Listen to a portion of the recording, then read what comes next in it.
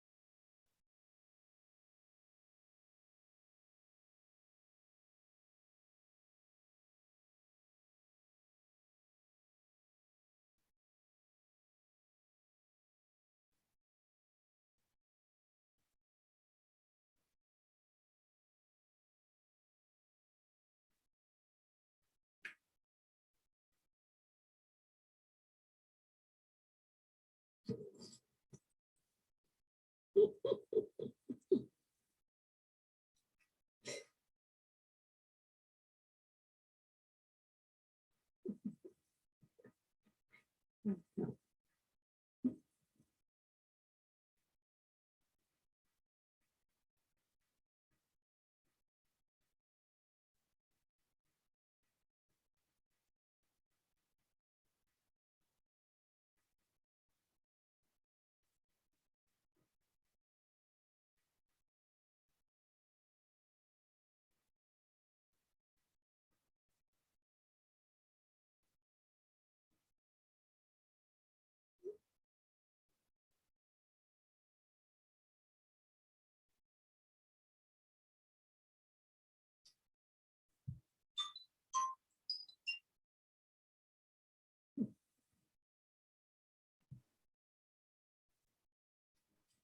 everyone.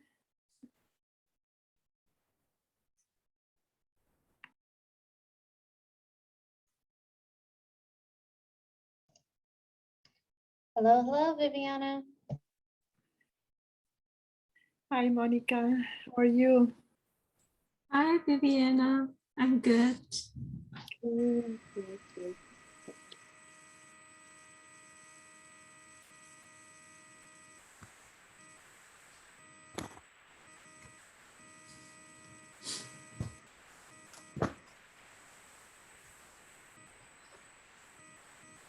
Hi, Mike.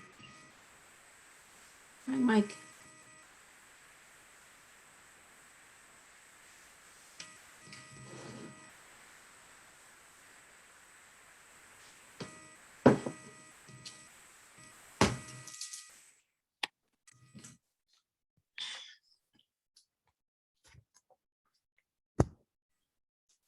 Mike, is there a sample we are going to follow during the class we can have in front of us? Yeah, Chelsea will post in the chat room the RPA contract, the new one, and we'll be going off of that. It is in the chat already, Viviana, so just let me know if it works for you. I don't see it. If we, when we join, we don't see anything in the chat before we joined. Yeah, so Chelsea, so do me a favor, every 5 minutes, post it so that the latecomers will be able to get it also. So if you could Sure. post it again, that'd be great. Okay, Hi, Chelsea, how are you? good, Viviana. Chelsea, everyone really would appreciate if you got rid of that ugly picture and put your picture in there. I tried. I can't. I don't know how to do it. I know. I came Keep in. that picture up there and I'll get my darts out.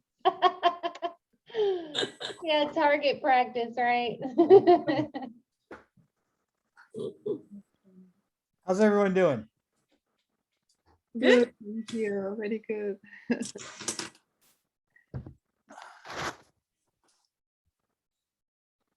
Thank you, Chelsea.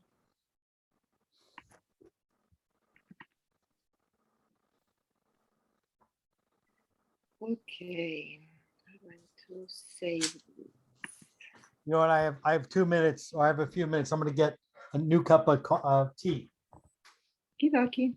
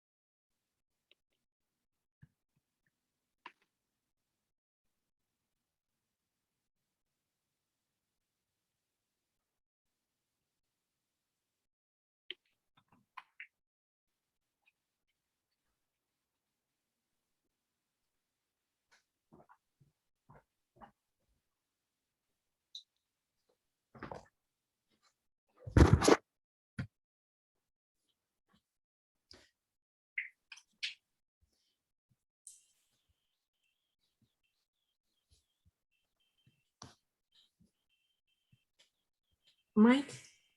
Yeah. Quick question.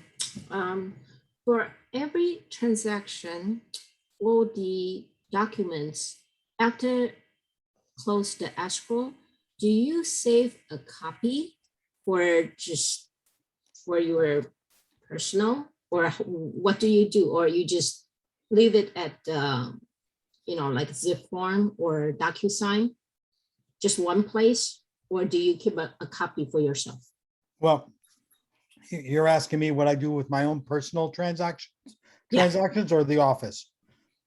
Your The personal. office, the office has the KW command, and that's where the official transaction is held. But I, as an individual agent, keep a copy of my own file, and I have them, and I go back years and years and years with that. So the office keeps a copy of my file, and I keep my own copy of my file. I see. The reason, I'll give you one example why I like to do that is I like to have the closing statement with me at any time for any of my transactions, in case one of the touches that I can do is on my seller when it gets, the end of the year, beginning of the year, I'll give him the closing statement because he's going to need it for his taxes. Yes. So now I could go through KW command or the previous, we use .loop or transaction point, and I just want to keep my own file on that. But please make sure that you have a complete file for the office as well. So just because you have the file in your own personal computer isn't good enough. We need to have a complete file for the office. Okay, got it. Thank you. Okay, we'll wait a couple more minutes and then we'll get started at right on time, 1 o'clock.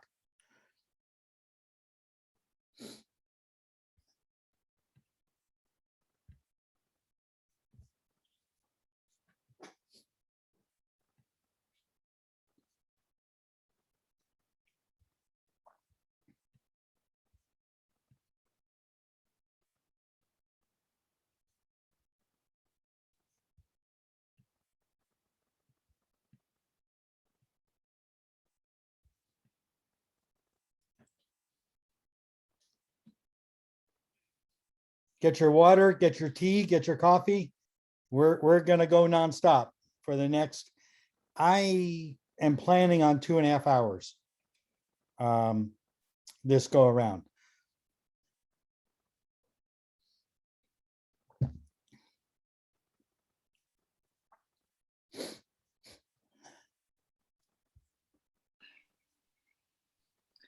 Got my depends too. What's that? Got my depends also. Well, if you need to take a break, it's totally okay taking a break. I'm prepared. Well, I like commitment, but we don't have to go that far. Hey, Mike, did you get my request for a commercial agent? There's a Keller Williams agent up in San Francisco that's looking for a commercial agent. You know what? I probably did. I thought I sent you a response. I'll get Okay, you a later. response. No problem. Yeah. His name is Ray Cordovon, and so he's been up in the San Francisco. He's an ex firefighter. Perfect. All right. Hey, guys, we're going to get started now. And I assume that the majority of you took the risk management class on Monday, which is last week, Vicky Nadorf's class. And she's a great, first of all, great attorney, as well as a very good instructor. And it may seem like this is a repeat, but it really isn't. I have my own angle on things that I like to look at in a contract, and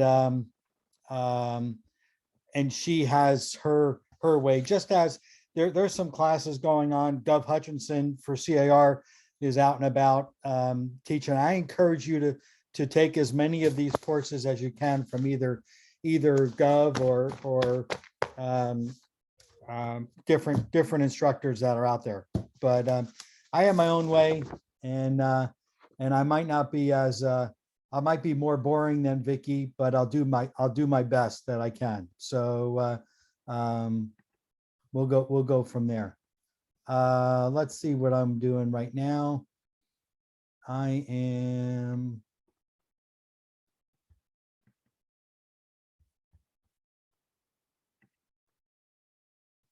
Can you guys see the contract? Yes. Okay. Yes, we can. Cool. All right. Chelsea, I got 102. I'm sorry, what boss? 102 is my time. Oh, okay, yes, yes. Okay, all right. So, and we're recording this, so you guys will be able to point this out on me when I make a mistake on this. So, a little bit of background. This is the new RPA that is not yet available. It's the purchase agreement that's going to be out mid-December. It was completely revamped. Some of you here today are looking at this for the first time. Others of you took the risk management class with Vicky Nadorf and got exposure to it. And hopefully some of you took Gov Hutchinson from CAR, that class too.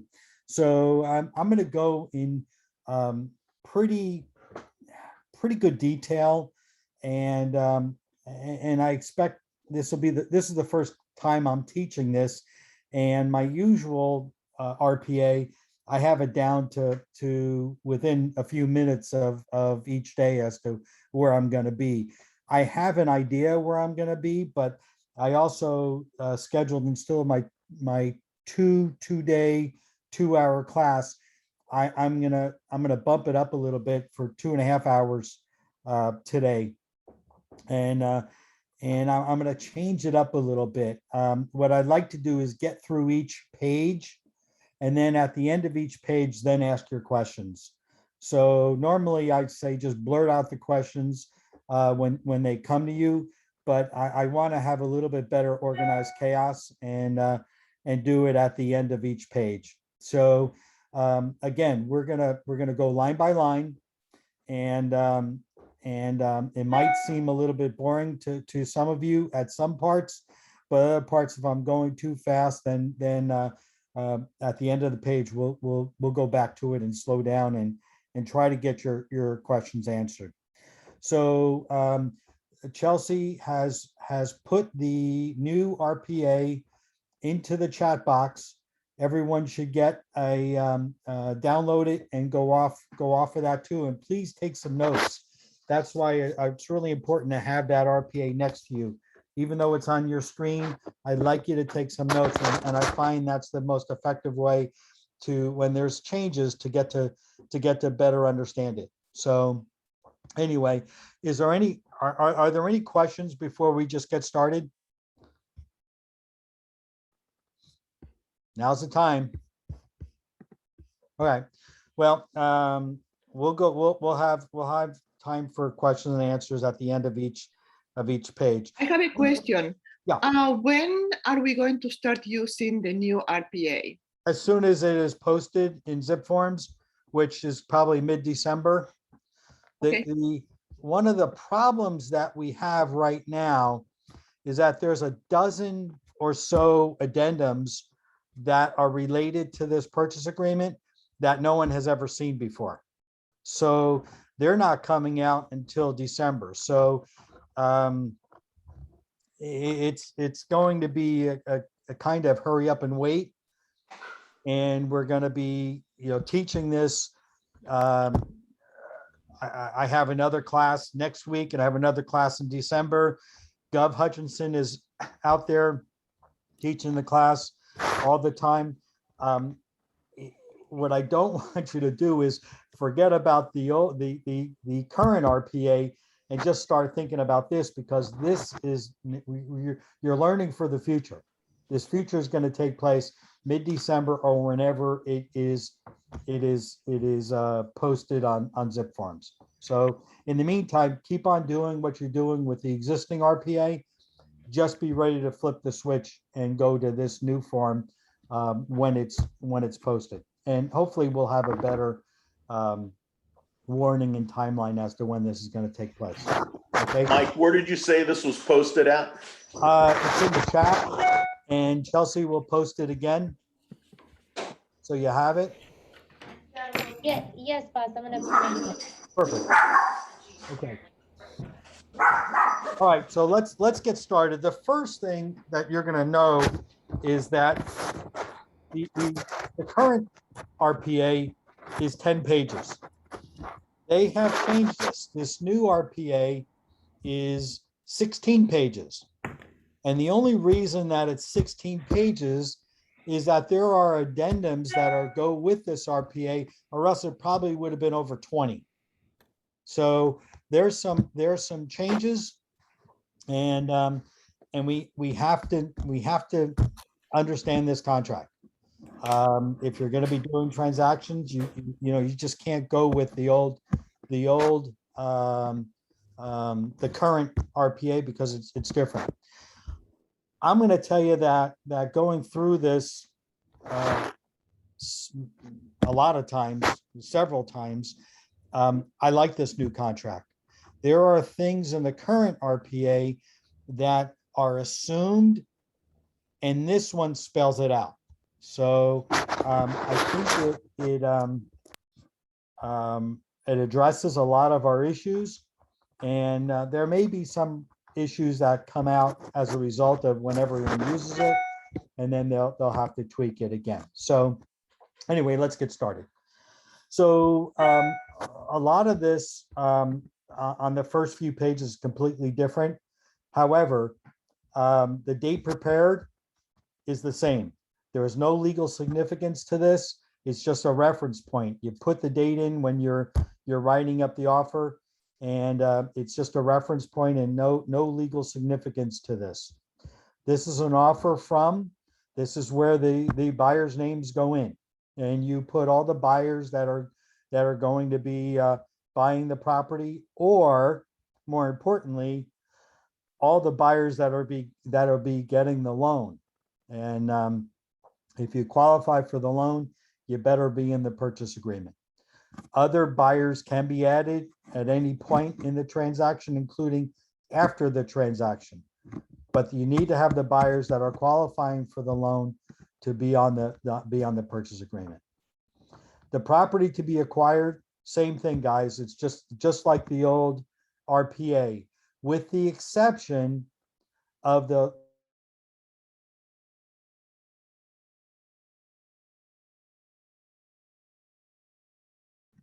okay, I'm unmuted now. Everything is the same in paragraph B, with the exception of the last line, which says the posting and mailing address may be different. So forgive me.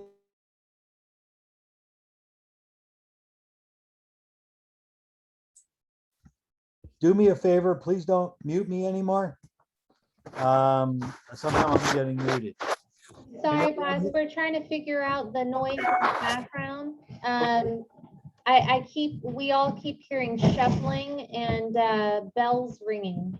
All right, guys. Well, listen, everyone look at where they're, make sure that you're muted. Chelsea, why don't you try to mute everyone again, and then I'll unmute myself. Okay, got it.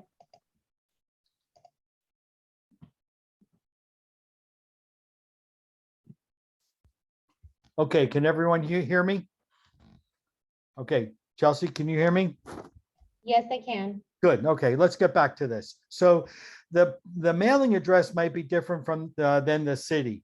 For example, the first office that we moved into at KWSV on Bascom Avenue was actually had a Campbell address, but as the city of San Jose jurisdiction. So just take a look at it. Just make sure that the buyer's aware that just because it has a mailing address doesn't mean that that's the city that they are have the jurisdiction on. that was added in this contract. Paragraph C, the term of the purchase are specified below and on the following pages. Everything that has to deal with the deal points is in this chart on paragraph 3. And it goes 2 pages. However, it's also telling you that there are paragraphs associated with this grid that are not just paragraph 3. So you have to look at the whole contract, and you need to make sure that you go over with your client the entire 16 pages, not just paragraph 3. Okay. And paragraph D on 1 is, that hasn't changed either. The buyer and the seller are the parties of the contract. The brokers and agents are not parties of the contract. This is important. This deals with when there is a dispute or a lawsuit. If we're not parties to the contract, the winning party does not get the loser to pay the legal bills. So anyone that's suing us or suing brokers and agents have to foot their own legal expenses in doing so. Is this somewhat of a helps us as a broker agent that we get sued less often? Probably. But anyway, so just so that you know, we are not parties to the contract. This will come up later on when we go over one of the paragraphs. Paragraph 2. Paragraph 2 talks about the agency. And the one thing that's been changed and added in paragraph 2 is paragraph A, the disclosure. And it looks at the second statement, says that the buyer's agent is not legally required to give to seller's agent the agency disclosure form signed by the buyer. Basically, the buyer's agent has their agency disclosure for their buyer. The seller's agent has their agency disclosure for their seller. Neither party needs to have the opposing party's agency disclosure. Everyone keeps their own. Again, that was inferred, but now it's in there. So now you have it. So you don't need to worry about a buyer's agent getting the seller's agency disclosure.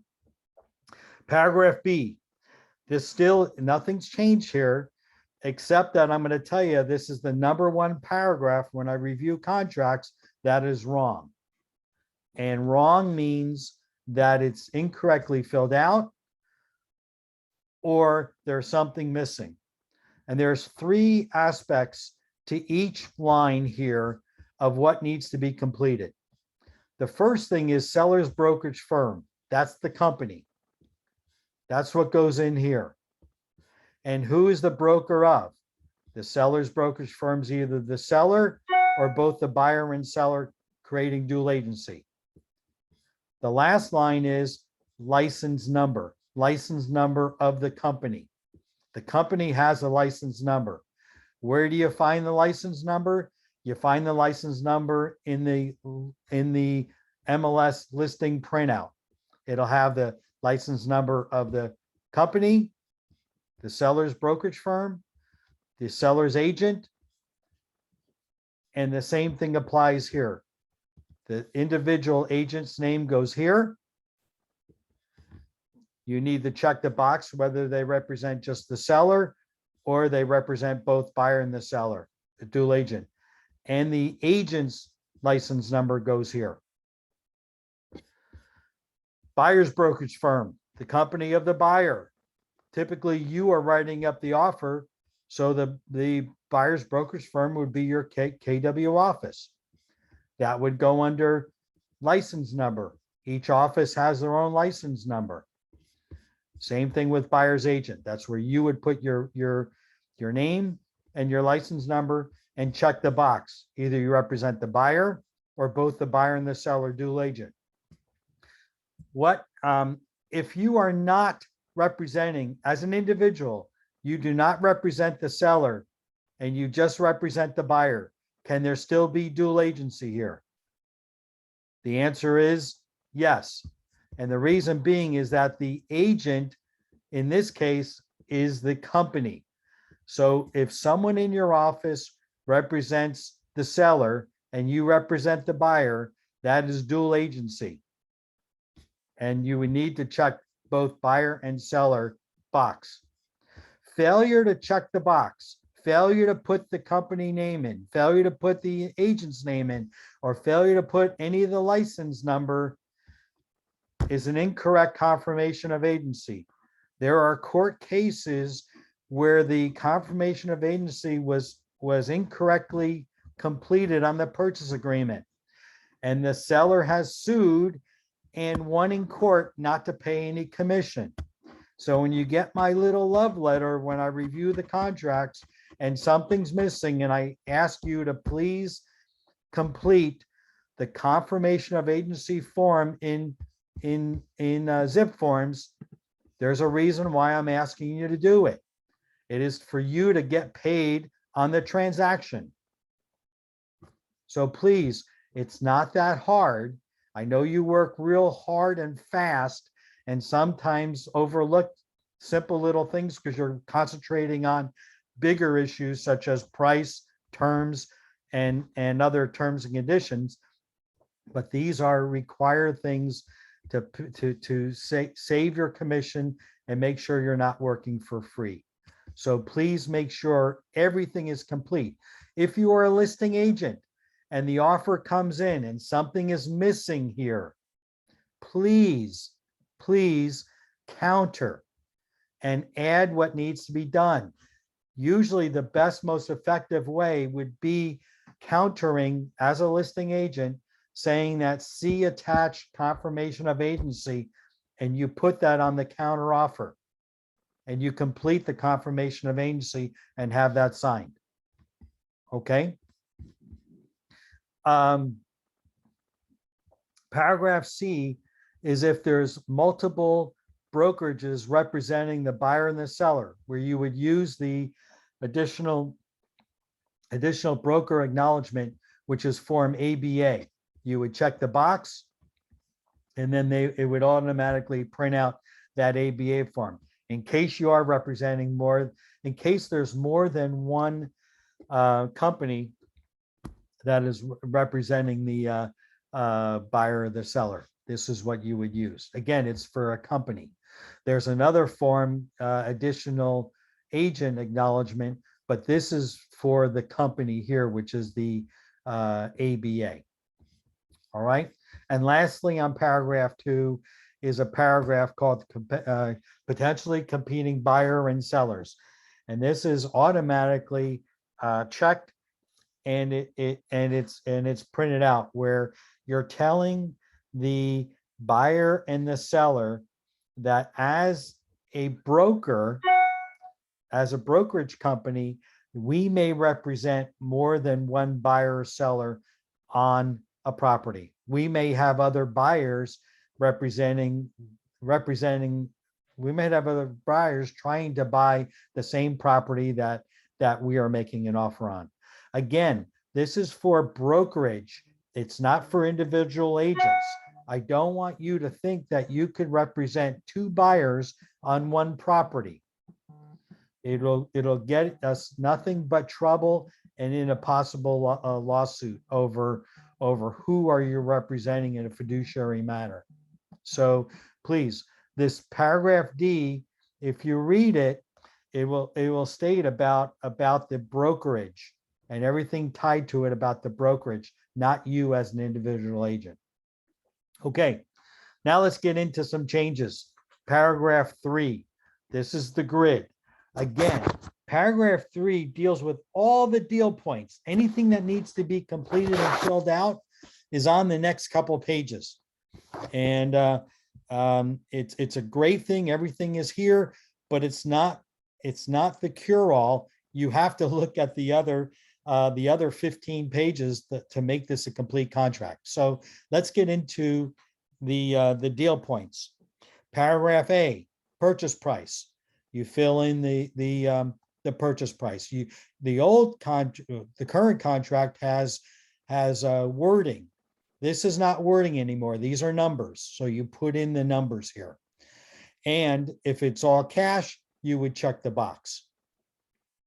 If it's not all cash and there are loans involved, it'll go a few lines down. It'll talk about the loan amounts. But right now, if it's all cash, you would check the box under additional terms. Next one in paragraph B deals with the close of escrow. It deals with two things, either so many days after acceptance or on a specific date. Pretty similar to what we had on the current version. Paragraph 3, I'm sorry, C, which is also coincides with paragraph 32A, and we'll get that later, is the expiration of offer. 3 days after all the buyer's signatures or a certain date at 5 p.m. or another time. That's when the offer expires. So it just kind of clears it up there. 3 days. Or you could change the date and make it less, or you can make it more. Okay, let's get into the deposits. Oh, you know, let's go back a little bit. Let's go back to days after acceptance on paragraph 3B. 3B says blank days after acceptance. Now, what is days after acceptance? You count it out from the time that it's both parties accept the contract and delivery of acceptance happens. That's when you have a bona fide transaction. You count the days. If it falls on a Saturday, Sunday, or holiday, it automatically goes to the next business day, and that's where the close of escrow date would be. Okay, so there's 3 things that have to take place for an acceptance. You have to have the buyer sign the offer. You have to have the seller accept the offer. And the third thing that I talked about is delivery of acceptance. And this gets into more detail in paragraph 25. We'll go over that. We'll go over that tomorrow on that. So just remember that we need to have everyone sign, and we have to have that delivery of the final signature delivered to the other party. And that is where we have delivery of acceptance. The other thing I want to talk about is days and counting the days.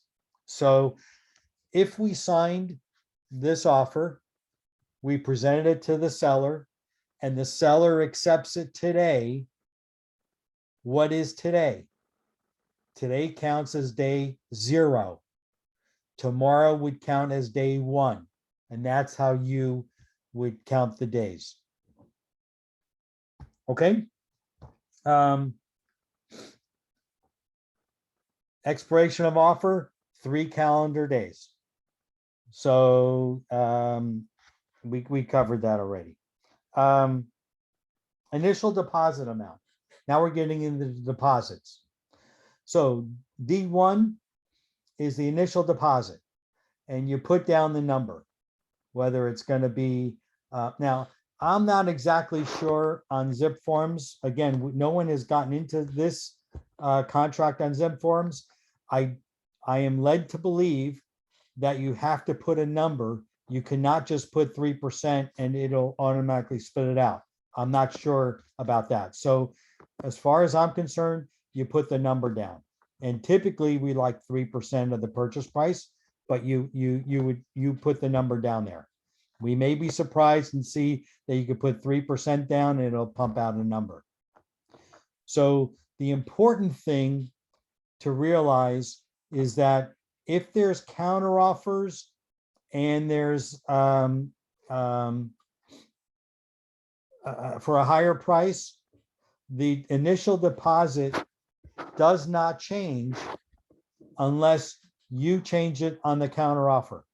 So if, say I put, it's a $1 million sale, and I make the offer and I put down 3% or $30,000, and I put 30,000 down on there, and I get a counter offer at 1.2, that initial deposit amount is still $30,000 if we accept that 1.2. And although that 3% will be in there, if I put it in there, it actually won't be 3% when the finalized purchase price is 1.2. It'll stay the initial deposit, and that number won't change unless the seller's agent changes it and counters the deposit amounts in the counter offer. It'll stay at that. So you see that percent number above is for calculation purposes and is not a contractual term. So if you put down $30,000 and 3%, that is not saying that that deposit goes up to 3% of 1.2. Okay, I want to make sure you guys got that. Okay, so the other thing is that the initial deposit, if you look at additional terms, it says within 3 or a blank, and you could put 1, you could put 2, you could put whatever you want to put in there as the offer, business days after acceptance by wire transfer, or check the box. So the default is wire transfer, just like we had it before, except it doesn't give you other boxes with a whole bunch of other choices. It gives you just a blank box. Clearly, you need to see that it doesn't say checks on here.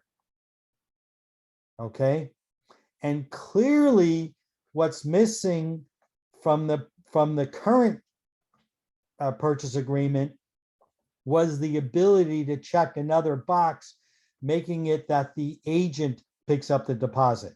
Nowhere in here does it say that the agent shall be responsible for touching the deposit at all.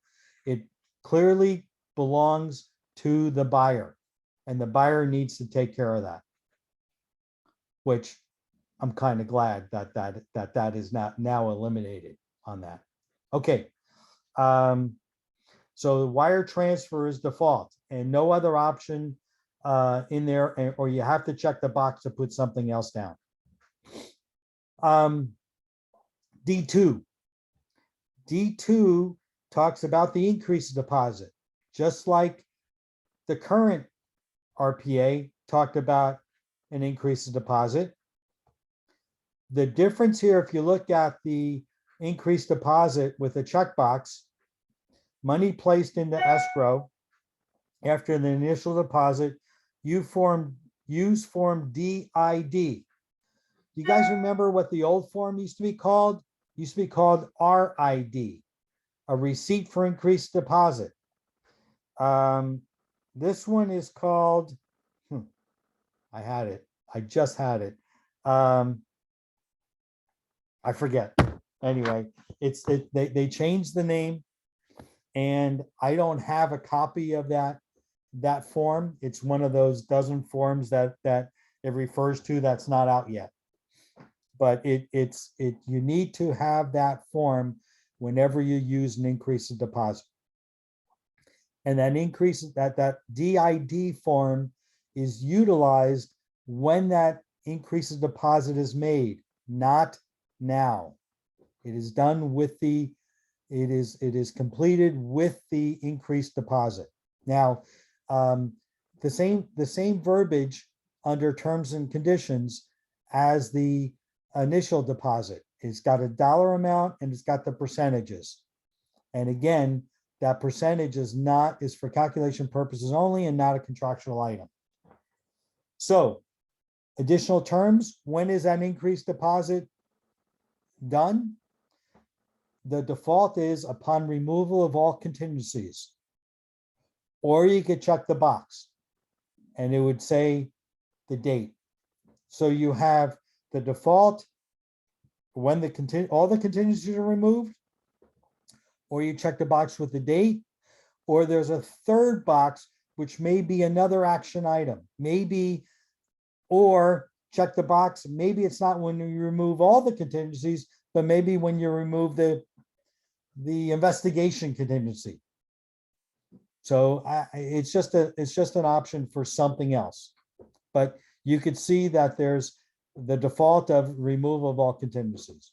Why is it when the removal of all contingencies? Typically, that's when that deposit becomes at risk, is when the contingencies are removed. Okay, let's move on. Loan amount.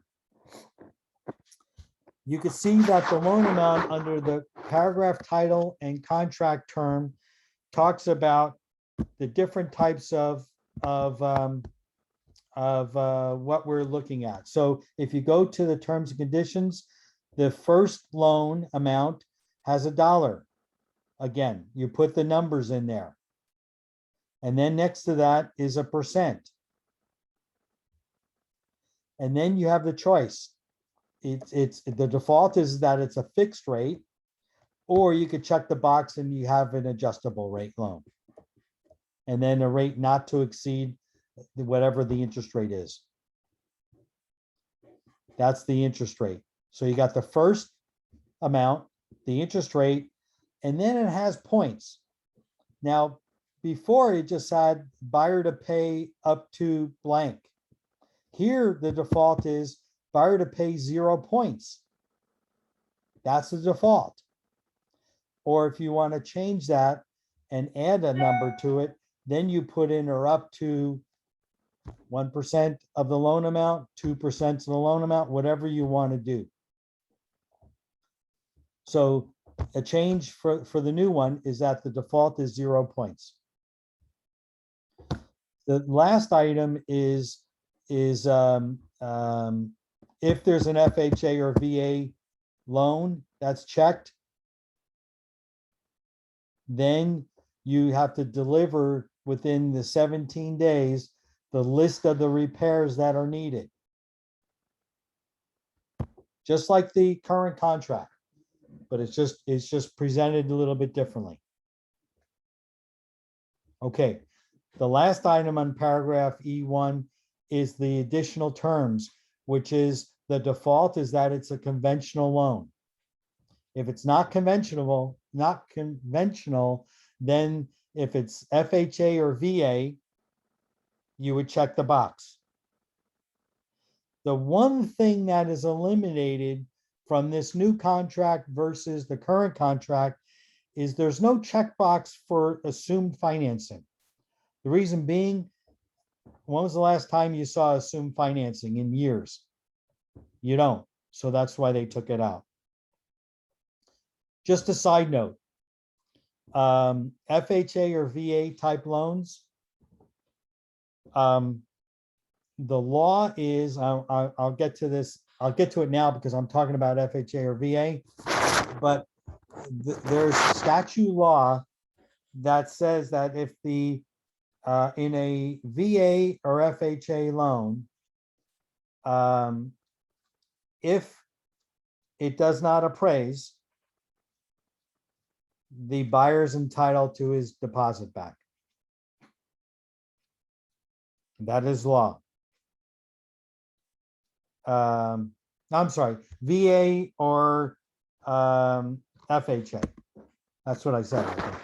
All right, so even if someone removes their contingencies, if it doesn't appraise, statute has that the buyer that's a VA buyer, they are entitled to get their deposit back. So anyway, so it's pretty much the same, just change around a little bit in how it's presented, and the assumption loan is eliminated from this. E2 is the same as what you have in E1, which is the additional financed amount. That would be basically your second deed of trust. You have the dollar amount, the percentage, fixed rate, or adjustable rate. Buyer to pay 0 points. And whether it's conventional seller financing or other. E3, occupancy type.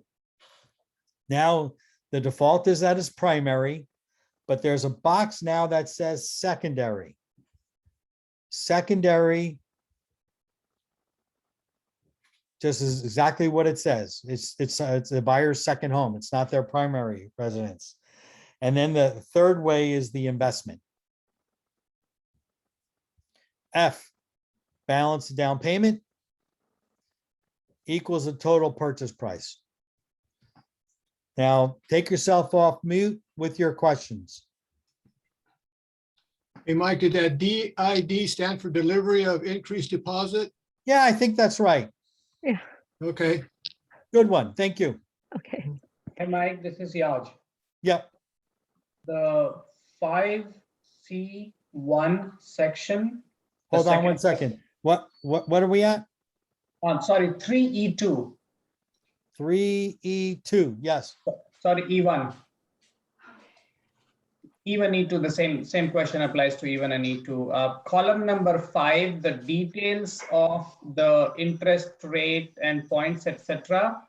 Does that need to be filled out if the offer is non-contingent on the loan? Actually, it's meaningless. If there is no loan contingency, it does not need to be filled out. There's no loan contingency. What I do want to see, I want it filled out every time when there is a loan contingency.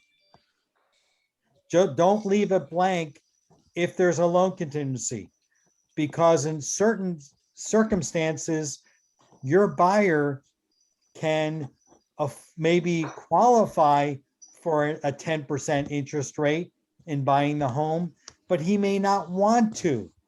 And so this really is a mini contingency to protect your buyer until he locks in.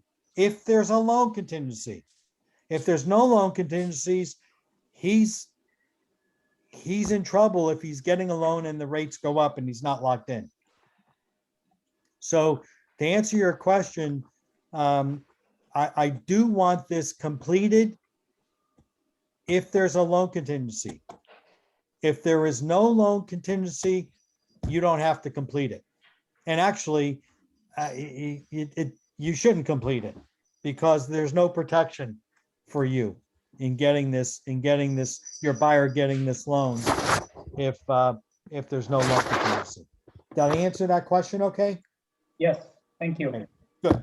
Hey, Mike. Hey, Mike, it's Charles. Yep.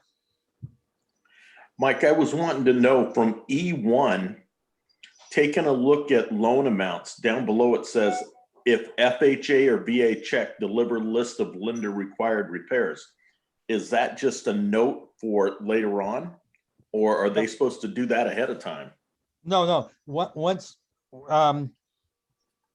within 17 days of acceptance, the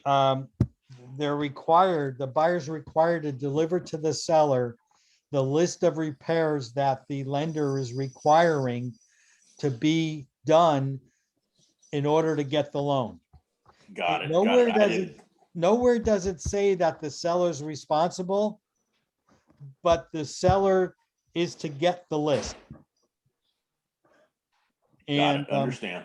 And basically, it could be negotiated at that point between the buyer and the seller, or the buyer can walk away, or the seller could say, no, you got to do this and get it done. So just that within the 17 days, an action item needs to happen. Okay. Thanks, Mike. Well, Hey, Mike, it's Yep. Heidi. yes. Regarding 2C and D, I know it's kind of silly, but one, I understand 2C, a little bit more detail, and D, with the more than one potentially competing buyers and sellers. If I'm the buyer, is this like for a multiple offer situation? Because I'm the buyer's agent. How am I going to know? Yeah, no, let's answer your question. Let's address C first. So paragraph C is there just in case if you're working with a partner, Okay. and that partner could be at a different a different Okay. company, All right, that's when that form ABA comes into play. got it.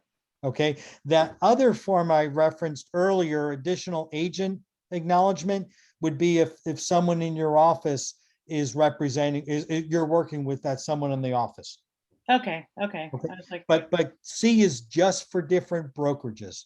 got it, partners and Let- AB. All right, let's- I was like, D kind of was like, well, how would I know? Well, let's talk about D.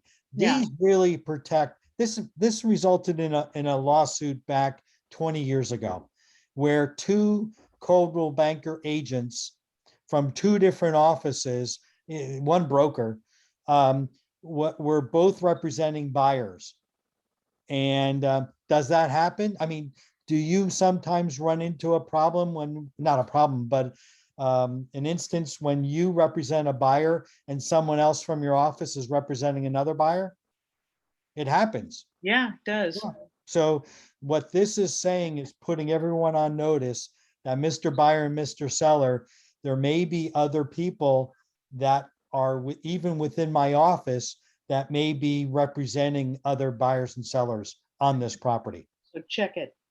So it's automatically checked. That was a Yeah. $400,000 settlement that was made because a buyer who was successful sued the Coldwell Banker because another buyer they were competing against, and it cost him an extra $400,000 to get the property.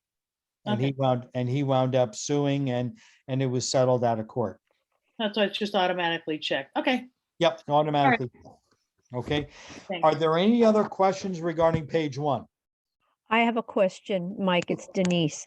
We're on 3E1, where you said if there's VA and FHA financing, the buyer's entitled to the deposit if it doesn't appraise. Well, how is that differing from having the appraisal contingency in place? What I meant to say is, even if the FHA or VA buyer removes the appraisal contingency or goes in with 0 days for a contingency, contractually, they are still entitled to get their deposit back, According to VA and FHA. according to the Requirements. laws. Yeah. Okay, thank you. Mhm. Hey, Okay. Mike. Yeah. One quick question here, and not related so much to the form, but when we started this conversation, you said they're kind of holding back until middle of December or so to post this actual contract because of addendums. Is the intention? I don't know why they're doing it, but the normal release from CAR is in December, mid-December. So the question that I kind of have is, will it still be with the addendums? Will they be linked to the contract? I mean, will it still be the one-stop shopping with the Yes. addendums and everything packaged together? Yep.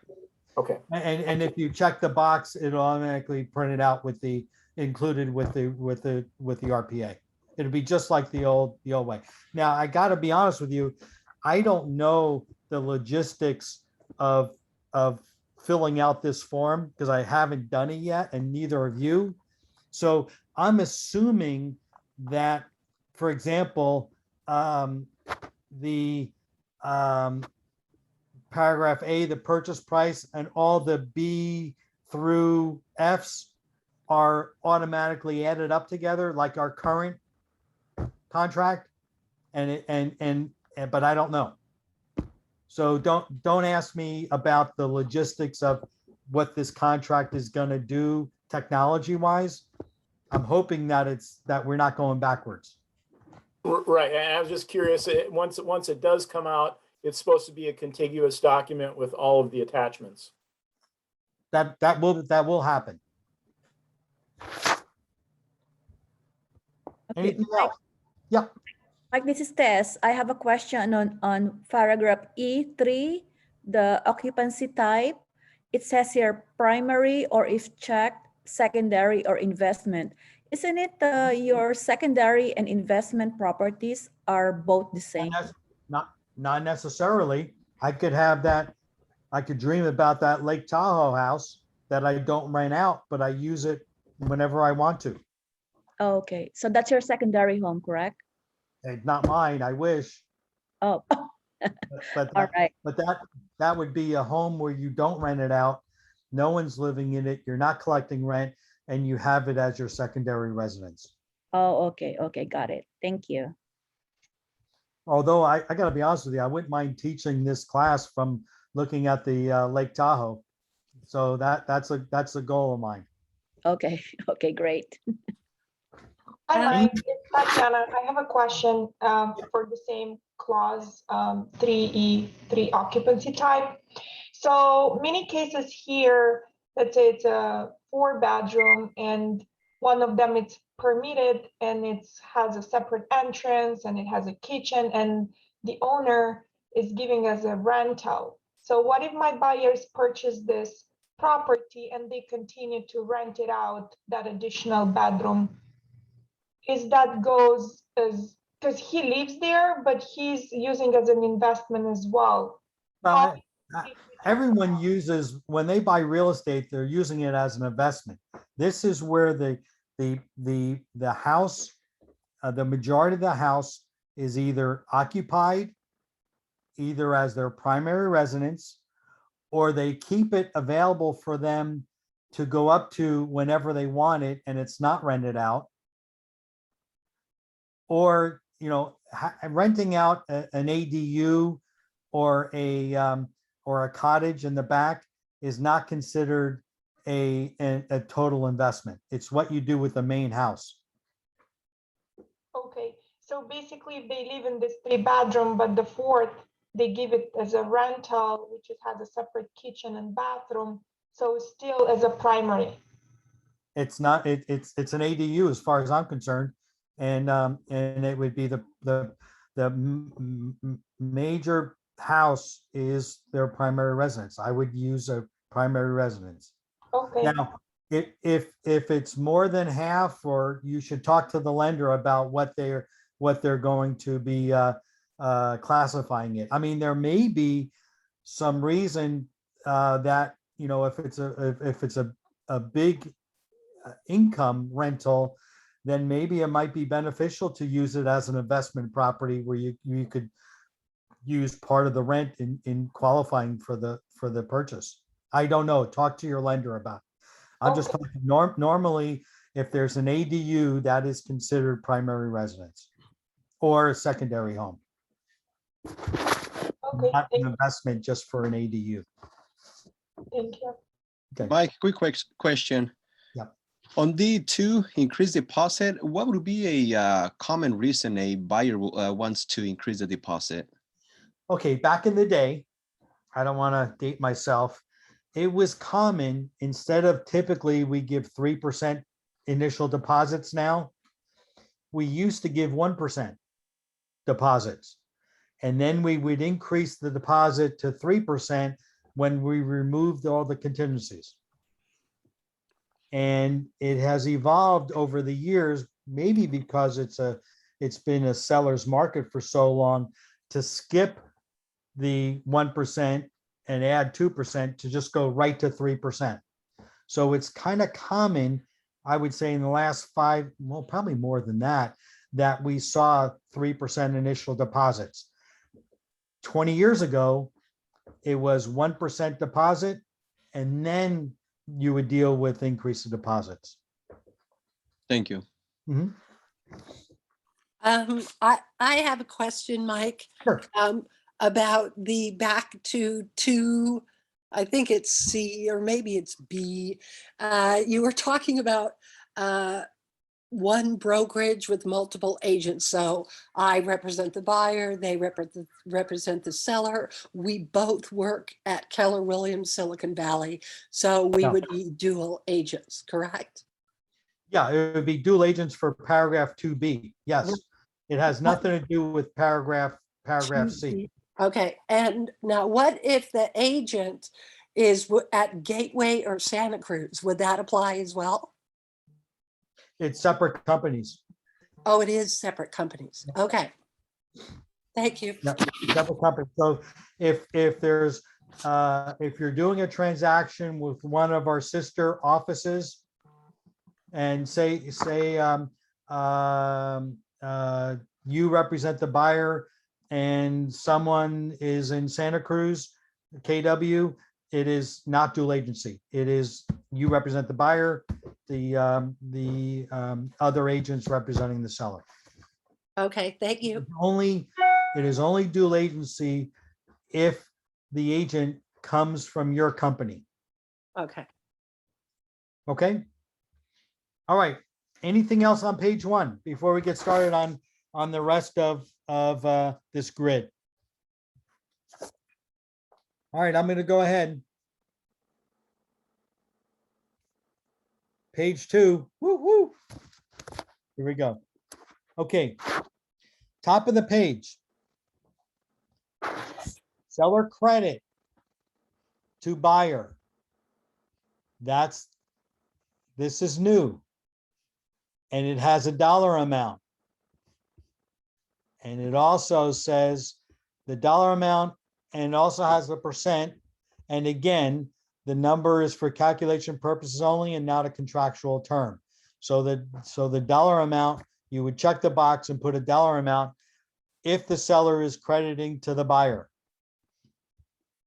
Additional terms is applied to closing costs, or there's an option for other. Now, I don't know what else we would want to have other than closing costs without jeopardizing the loan. So we've always said when in this current RPA, if there is a credit, it goes to closing costs,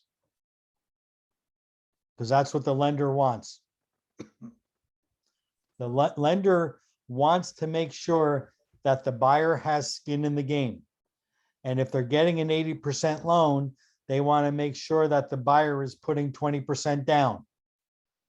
If there was a credit, say there was the price was jacked up 25% from $1 million to maybe $1,250,000. And then you said, okay, seller's going to give a credit for $250,000. How much does the buyer actually have skin in the game? Not much. That's why lenders limit typically the credits to just closing costs, so that set down payment is the integrity of that set down payment is in there. Okay, that's why the lender likes to limit the or has to limit the closing costs, their credits to typically closing costs. All right, additional financing terms, just like we have in the current RPA, there's a blank to put down whatever you want dealing with finance terms.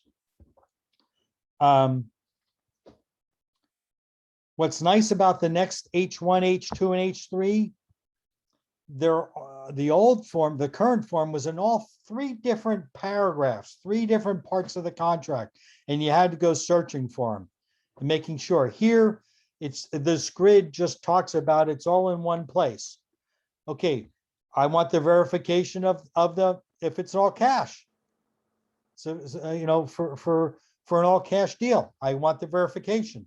I want the verification for down payment and closing costs, and I want the verification of loan application. So let's talk first about the all cash. Nothing really different. The default is that it's accepted, it's attached to the offer. I think the current form is you have to check the box saying that it's attached. Now, because most people have it attached to the offer, the forms committee decided let's put it in as a default, and we'll make it attached to the offer, both the H1 and H2. And if it's not attached to the offer, there's a box that could be checked that it'll be so many days after acceptance. Pretty straightforward, guys. Let's talk about H3. A little bit of difference here. They again, the default is that the attached to the offer, the verification of loan application, or you could check the box and put a certain amount of days there. But look to the additional terms. They put it in different categories. a pre-qual letter, a pre-approval letter, and a fully underwritten pre-approval. You know, I don't know. There's no real legal definition of these differences: pre-qualification, pre-approval, or fully underwritten or pre-approval. So we're going to have to kind of walk our way through this, and it may be different to different people, which makes it even more important that as a seller's agent, that you talk to the lender and see what exactly their letter means. Is it pre-approved? Is it pre-qualified? And it talks a little bit about it in paragraph 6B. We'll get to that. But the forms committee wanted to have a little separation between the letters that come in. Now, fully underwritten pre-approval is a little bit easier. You get the underwriters. You should have the underwriters letter that would signify the underwritten pre-approval. And usually those are just subject to getting a property and the appraisal. So we're going to have to walk our way through this a little bit and really qualify what the intention of the loan broker is, or the lender loan officer is for this. So anyway, but it's different and we need to be aware of it. Paragraph I is intentionally left blank, and the I can be confused to look like a 1, so they just left it blank. J and K. J is the final verification of condition, which we call the walkthrough. Now, here's what's different about it. Look at the terms and conditions right next door. It says 5, or there's a number there, days prior to CEO. So in other words, 5 days prior to the close of escrow, there'll be a walkthrough. The current contracts, if you remember, says within 5 days. It's different. And so this one specifically says 5 days. So you're going to have to pay a little bit better attention to when you schedule the walkthrough. It doesn't have that wiggle room of up to 5 days.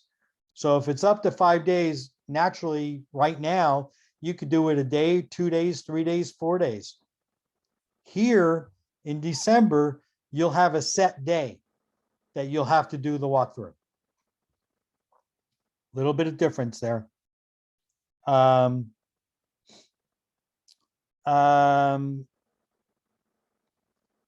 line is, if you're used to doing it the day before close of escrow, you need to change this contract to reflect not 5, but 1 or 2, or whatever you're going to do it on.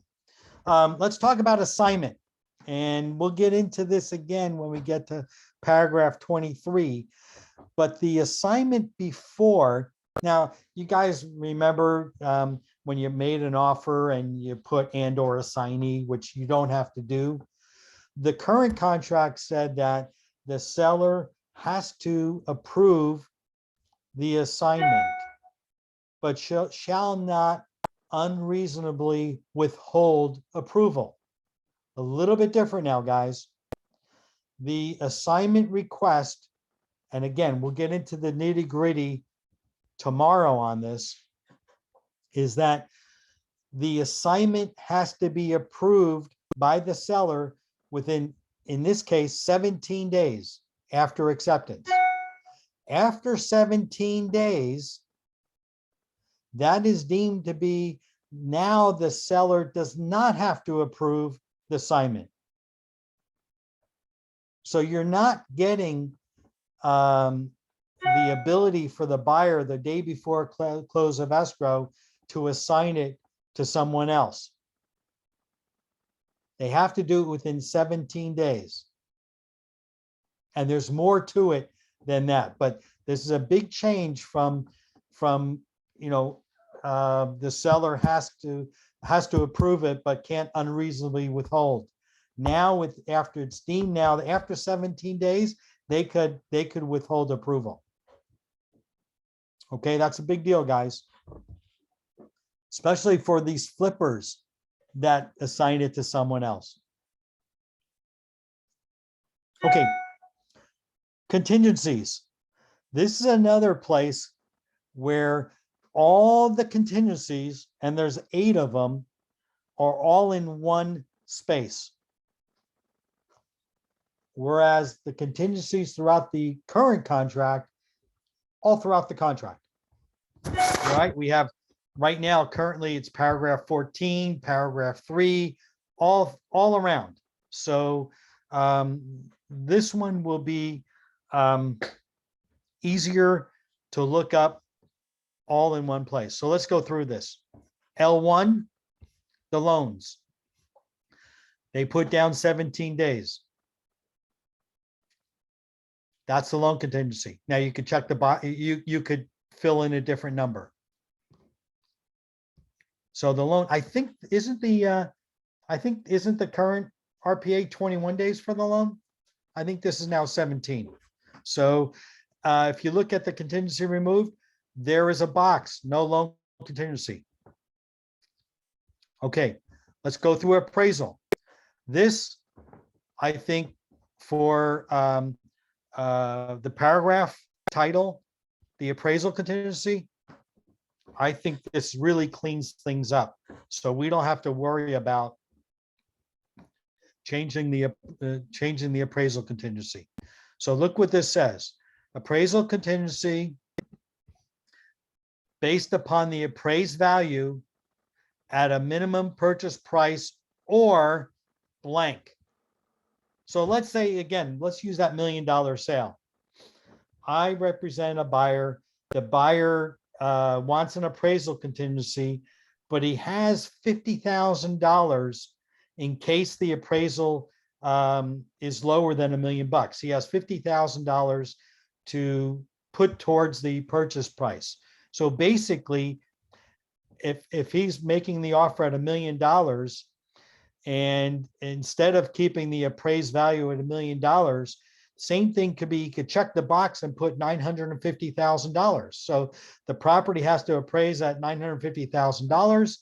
He'll get his loan at, say, 80% of the 950 and have to make up the difference of the $50,000 between the appraised value of 950 and the purchase price of $1 million. It's short and sweet and simple and precise. And that's where this appraisal change works out really well. If you need an appraisal contingency because your buyer doesn't have an excess amount of money, but has a little bit more than the minimum down payment to make his offer a little bit better than a full appraisal at market at sales price. I think this really is going to help a lot of people in clarifying exactly what the appraisal needs to be at. Then some of the things that I review, and it goes for a whole paragraph and it doesn't make any sense. So this is a little change. The appraisal, again, 17 days. And then you could also check the box saying no appraisal contingency. Now, again, it says that removal of appraisal contingency does not eliminate the appraisal cancellation rights in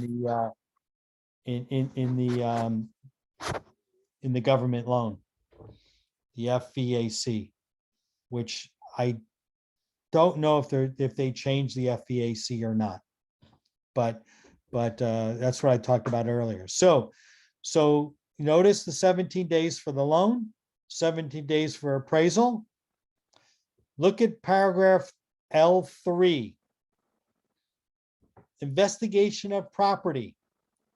Remember in the current contract, paragraph 14 talks about all the investigations, or talks about the inspections, talks about everything like that. Simple now. The third contingency removal is the investigation of the property. Okay, it talks about the investigation of the property, talks about the condition of the home, talks about all the other mandated disclosures, talks about everything. And it's real simple, investigation of property. Again, 17 days. So everything in these contingencies are all the same date, 17 days. Okay, so we got investigation of property. Now, in the current contract, it's in here, it's in the current contract, just like this in paragraph L3, except it's worded a little bit differently. Informational access to property. This gives the buyer the right to go to the property to look at it and get inside, and 17 days to do it. It's not the right to cancel, and it's not a contingency, but you could have zero investigation of the property contingency that could be removed, but the buyer still has the right to get inside for 17 days. Okay, and it's clear and concise that just because you remove your investigation, the buyer still has the right to get inside the property.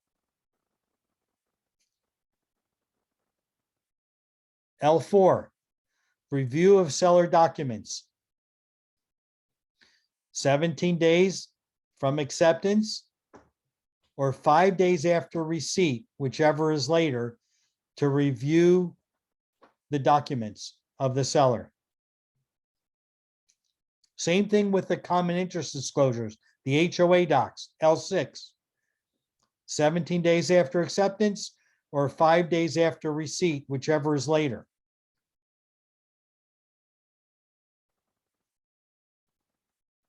L5, preliminary title report. Same thing. You get the preliminary title report, 17 days or 5 days after receipt, whichever is later. Now, the preliminary title report has got all, it needs to be reviewed just like everything else that the seller is giving.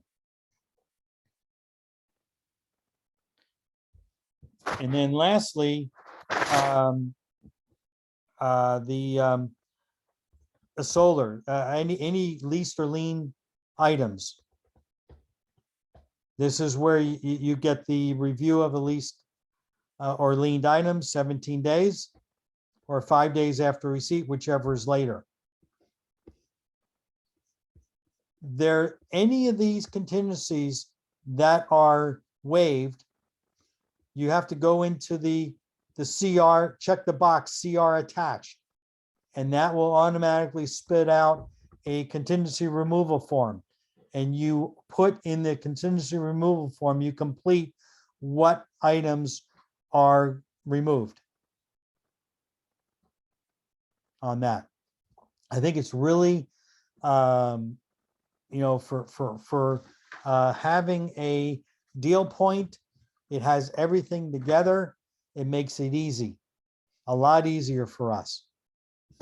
The last contingency is just like paragraph 4 of our current contract.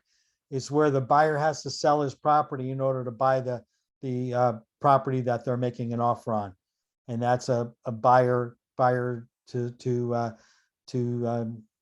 buyer property contingency, and where he needs to sell the buyer's property.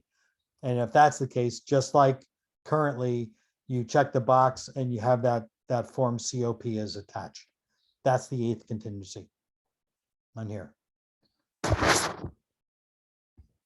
I think it's really detailed really well. These guys work pretty hard to get this done right. And I think this is going to make it a lot easier for us. However, you can't ignore all these paragraphs, 8A through 8J, about an explanation about these contingencies more in depth. But again, deal points puts everything all together. Possession date. Possession. M1 talks about the time of possession. They changed it to now it's either upon notice of recordation, or you could check the box and put a time to it.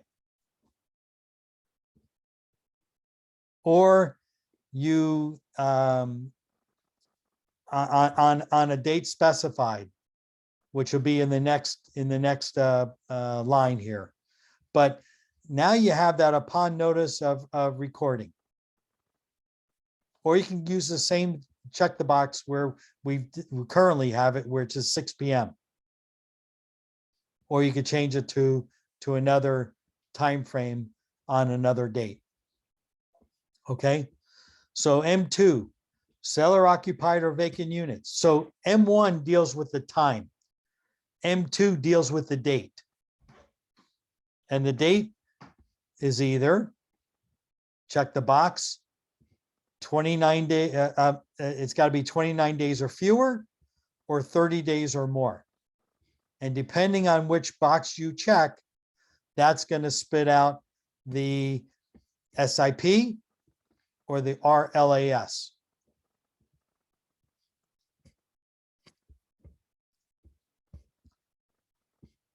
Lastly, we got the seller occupied or vacant units. This one is where the tenant's occupying the property, check the box, and then you'll get a new form, which we don't have yet, which is the TOPA form, which is the tenant occupied property addendum. And that is to be checked if the tenant is occupying the unit.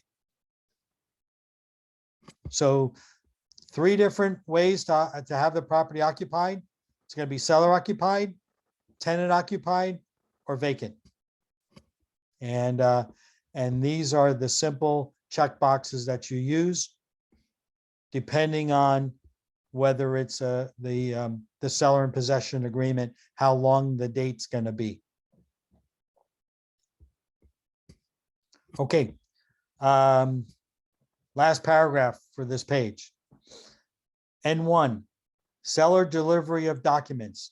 Seller's gonna within 7 days deliver the documents, 7 days of acceptance, deliver the documents to the buyer. The sign and return escrow holder general provisions, 5 days after receipt. So the escrow holder general provisions are going to be sent from the escrow title company to the buyer. And the buyer has to sign that within 5 days from receipt. And then the HOA documents, who's going to pay the fees? 3 days after acceptance.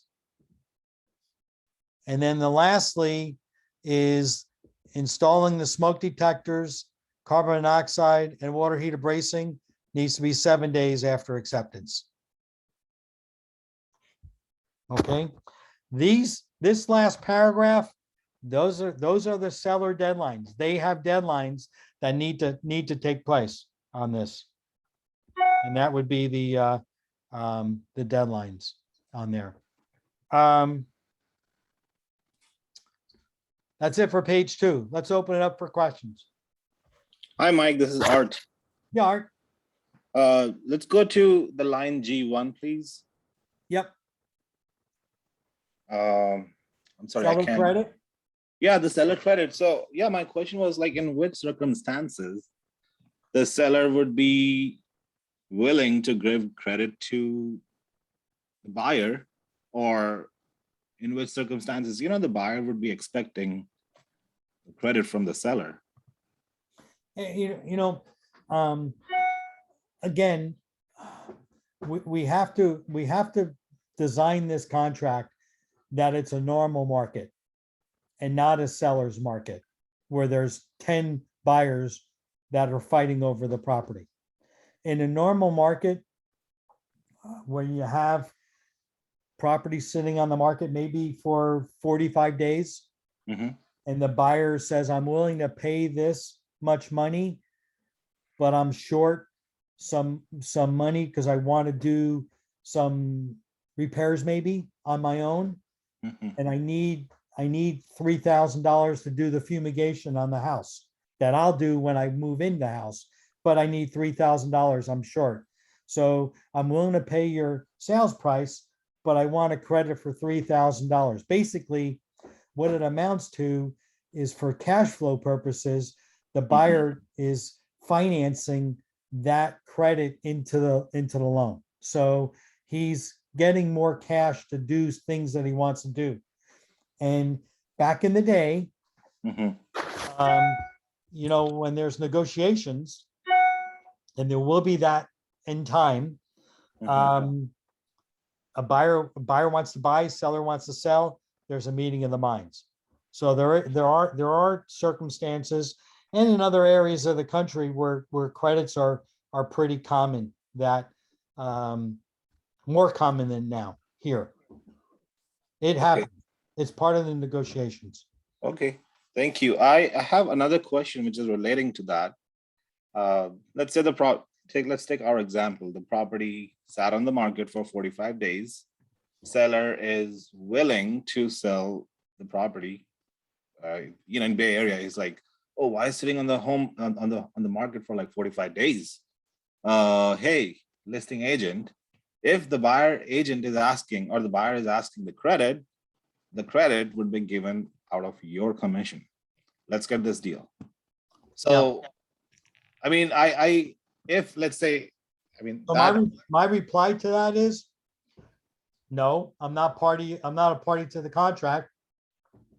And if the deal's too skinny for you, that not to compensate me for selling the house, that we have a legally binding contract, maybe you need to not go after this buyer. Okay. But thank you, Mike. Yeah, no, this credit, let's be clear, exactly what it says. Seller credit to buyer. Doesn't say agent credit to buyer.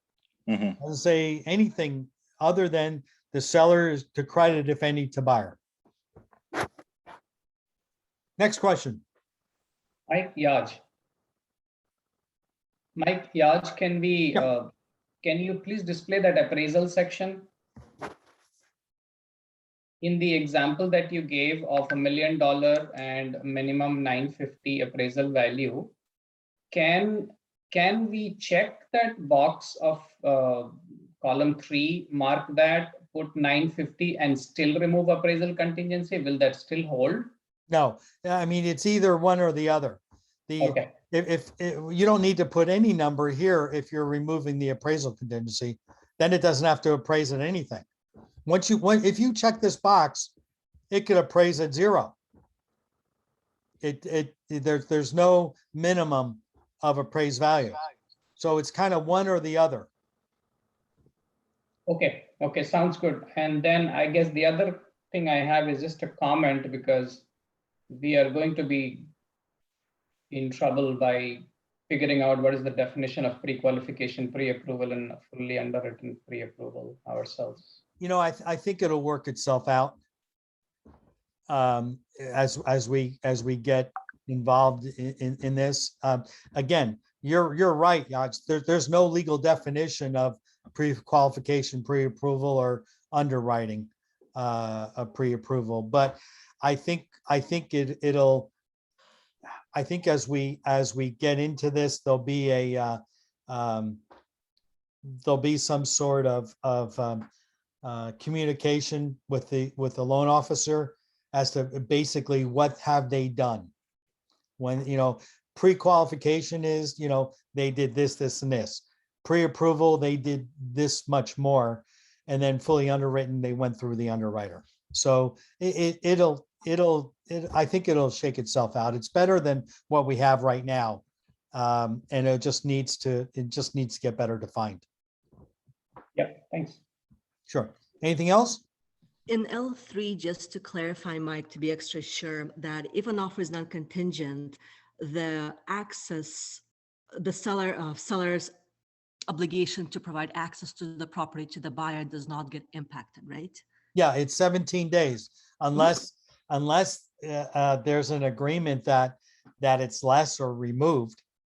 But I would really question the seller's motive by changing that 17 days. Super, thanks. Now, one other thing that I need to bring to everyone's attention about this is informational access to property. Basically, the buyer can do what he wants to look at the property. What does that also mean? He could bring an appraiser to look at the property. Remember how in this contract also, remember if there's an all cash offer, the seller does not have to cooperate with the buyer on any loan because the offer was all cash. However, this informational access to property now gives the right for the appraiser to be able to get in there within 17 days. It doesn't give the out for the buyer to cancel the contract if he can't get the loan because his offer was for all cash. But there's a little bit more cooperation that the seller has to do now with the informational access to the property of 17 days. You guys understand that?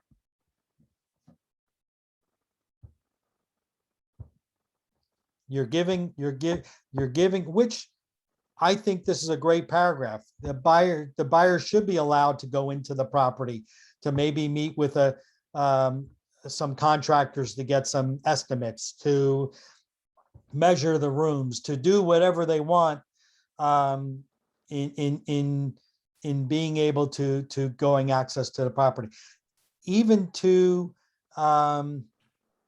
have someone check out, have a contractor check out something. It's not a contingency.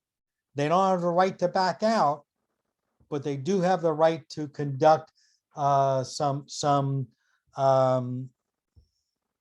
access, getting information. So Mike, this is Elsie. If they discovered something that wasn't disclosed or it's not it wasn't in the radar before, and now they know about it, what solutions do they have, the buyer have, in case that affects the purchase of that place? The same as what they have currently with the contract right now. They do not, if they breach the contract, if there's no contingencies, they go in and they discover something. If they don't buy the house, their deposit is at risk. I see. So there is no solution for that. They Well, do have, it's best to have the contingencies. Let's be straight. A buyer can default and breach the contract at any time in the process of the transaction, the day before close of escrow. The only difference we're talking about is the buyer's risk of loss of deposit. So you could have a close of escrow date come and the buyer says, I'm not buying the house. Do they have the right to say, I'm not buying? Yeah, they do. Yeah. Do they have the right to get their deposit back? No. Probably not. So, yeah, there's no change to how things happen currently with the current RPA versus this new RPA. The same thing applies. Okay. Okay. Anything else on page 2? Mike, what's an assignment? I have an idea, but I want you to please explain. Tell me your idea. I think an assignment is when, for example, somebody's buying a property and they assign the purchase to somebody else. That's one assignment. Okay. The other assignment could be that the husband wants to bring the wife that wasn't on the contract wants to bring the wife in to buy the property with them. That's an assignment. It's a partial Okay. assignment, but it's an assignment. Third option of an assignment is that I'm buying the property as a buyer, but I want my corporation I'm going to assign it to my corporation to buy the property. That's another assignment. Okay. And the other one is just like you said, assigning it to a separate entity. Now, not to confuse anything, but I feel like I'm gonna I feel a little rambunctious here. There's another thing that was used a long time ago. Instead of assignment, was called nominee.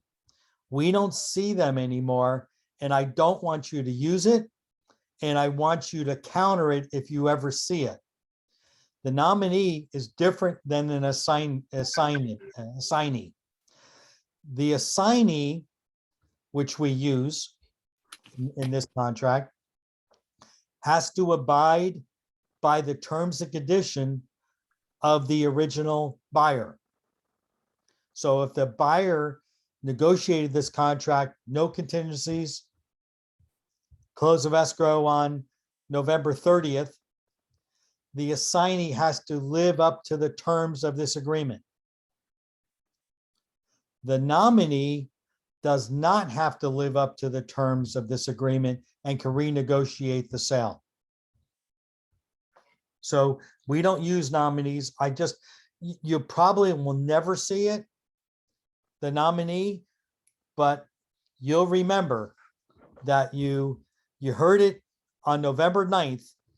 You see a nominee on the contract and Mike Sibilia told you that that was bad and get rid of it. Okay, anything else on page 2?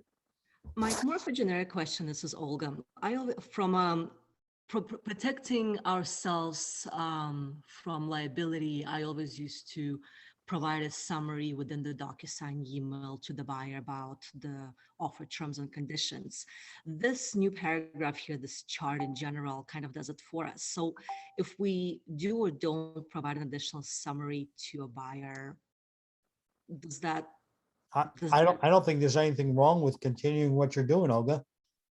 So you think it provides an extra layer of protection, saying I did go over this with you? I don't know. I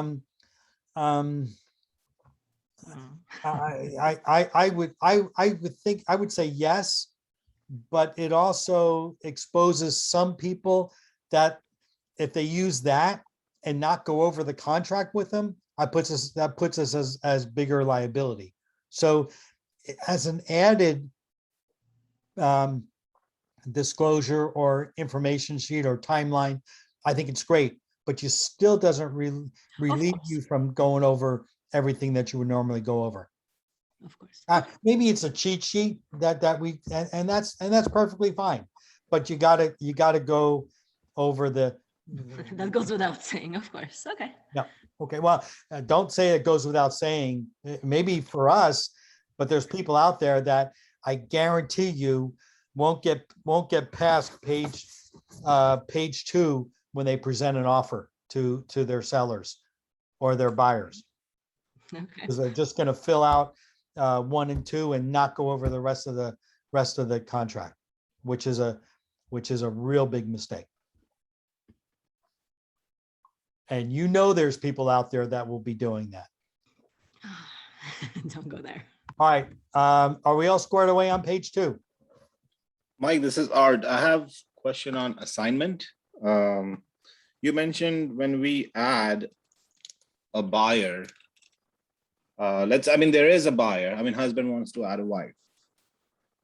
So I believe seems like there is an assignment addendum, which would be, like an additional page. It seems like, from what I understand. Yeah, paragraph 23, it goes into more detail on assignments. Okay. And a simple addendum to add a wife. You're really not, technically you're assigning part of your position to the spouse, but I look at his assignment like a lot of other people, that if he's this guy is not, he's assigning it to a separate entity, which may or may not be related to him. And so I think there's, in my mind, there's different degrees of assignment. And the worst thing that I want to see from a seller's perspective is that this guy is, this person is assigning it to a separate entity and making money doing it. That's where the flipper would come in and not close on the property, but just assign it for money. I look at that as a little more serious from a seller's perspective than simply the wife adding the husband or vice versa. Okay. But we'll get into the actual assignment when we get into the meat and potatoes of this contract. Okay. Thank you. Understand, guys, all we really did almost this hour and a half was go over the deal points of the contract, not really the contract. There's a lot of stuff that is boilerplate, but it really expands on the different deal points that we went over in this grid. So it's really that the contract's kind of broken up into the deal points and then all the verbiage to back up what those deal points mean. Okay, all right. Any other last questions for page 2 before we get on to now page 3? Okay, let's move on. And I got 2:30, so we're doing great, guys. We're doing great. And you guys, if you need to take a break, just go and come back. I don't want to stop anything. Okay. This is basically more like paragraph 8 on the current contract. Remember what stays and what goes and stuff like that? This now is a grid on all the items that are included. If you notice the boxes here, that you would check all the boxes that are associated with the contract or for the property, there is one box that's already checked, and that's bathroom mirrors. The default is the bathroom mirrors stay with the property. I can't tell you how many disputes that there are or were when the buyer moves in and these bathroom mirrors were hanging on the wall, we're hanging like a picture on a wall and not affixed to the wall. So this eliminates it now. And this is now that the bathroom mirrors, the default is they're going to stay unless they're excluded in P2. Okay, so if the bathroom mirrors are not included, then it would be P2, exclude the bathroom mirrors. And anything else that is not part of paragraph 9 would be excluded and included. And we'll get into the meat and potatoes of exactly what that means. It's basically taking what we have in the current contract and paragraph 8, which are all the systems, electronics and all that. They expanded it and they added this box. So now it's not just a simple box of checking. What do we have now? The stove, the refrigerator, and washer and dryer. Those were the 3 boxes currently that you check.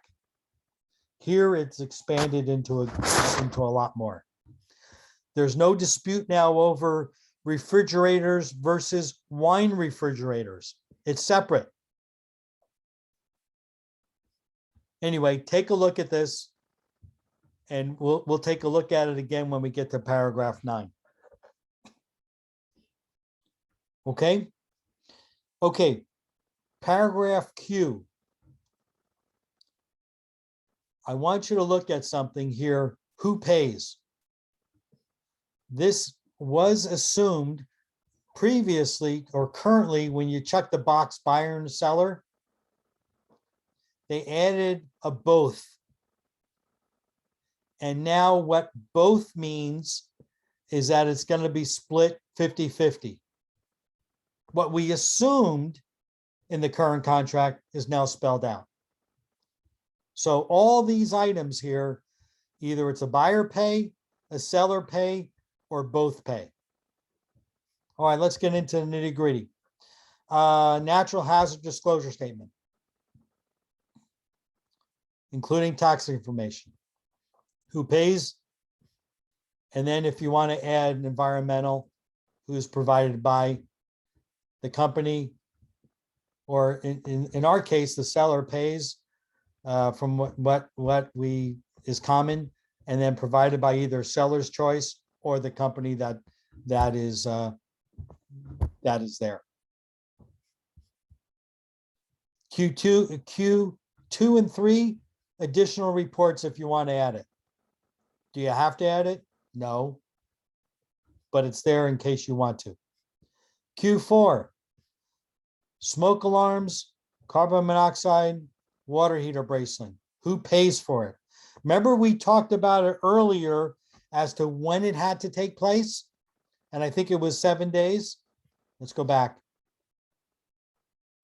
Under sellers, here it is, 7 days. This talked about when it had to get done. This all talks about who's paying for it. So who pays for that? Government required point of sale inspections and reports. Now understand, guys, there are no state mandates for point of sales. It's all local. That's why it's really important to know where your property is that you're buying or you're selling, because there may be point of sale requirements that are in that jurisdiction that are not in other parts of the state. So you got who pays, you got corrective measures, not just the inspection and reports, but corrective measures. Who's paying for that? Escrow fees. Again, it's what's common is different counties have different common costs. Who's responsible for it? And then it says who the escrow holder is. Now in Southern California, usually the title company and the escrow company are two separate companies. That's why escrow companies are charging 3 times what in Southern California than what they charge in Northern California. They can get away with it. What might cost a seller or a buyer $900 here or $1,200 might be close to $4,000 in Southern California. I don't know why they get away with it. And that's so you could have 2 separate companies. And again, this contract, the RPA, is for the whole state. So it's common that in Southern California, there'd be 2 different things, 2 different companies that would be filled out here. So you got escrow fees, owner's title policy, and then you have buyer's lender title policy, which is always a buyer's cost. County transfer tax. What's the county transfer tax cost? You know what? Don't worry, stay on mute. It's okay. $1.10 per thousand. City transfer tax. And usually county transfer tax is the seller pay. City transfer tax. There's a few different areas that have a city transfer tax, San Jose being the biggest city, and that's usually a both, checkbox both, and it's split 50-50.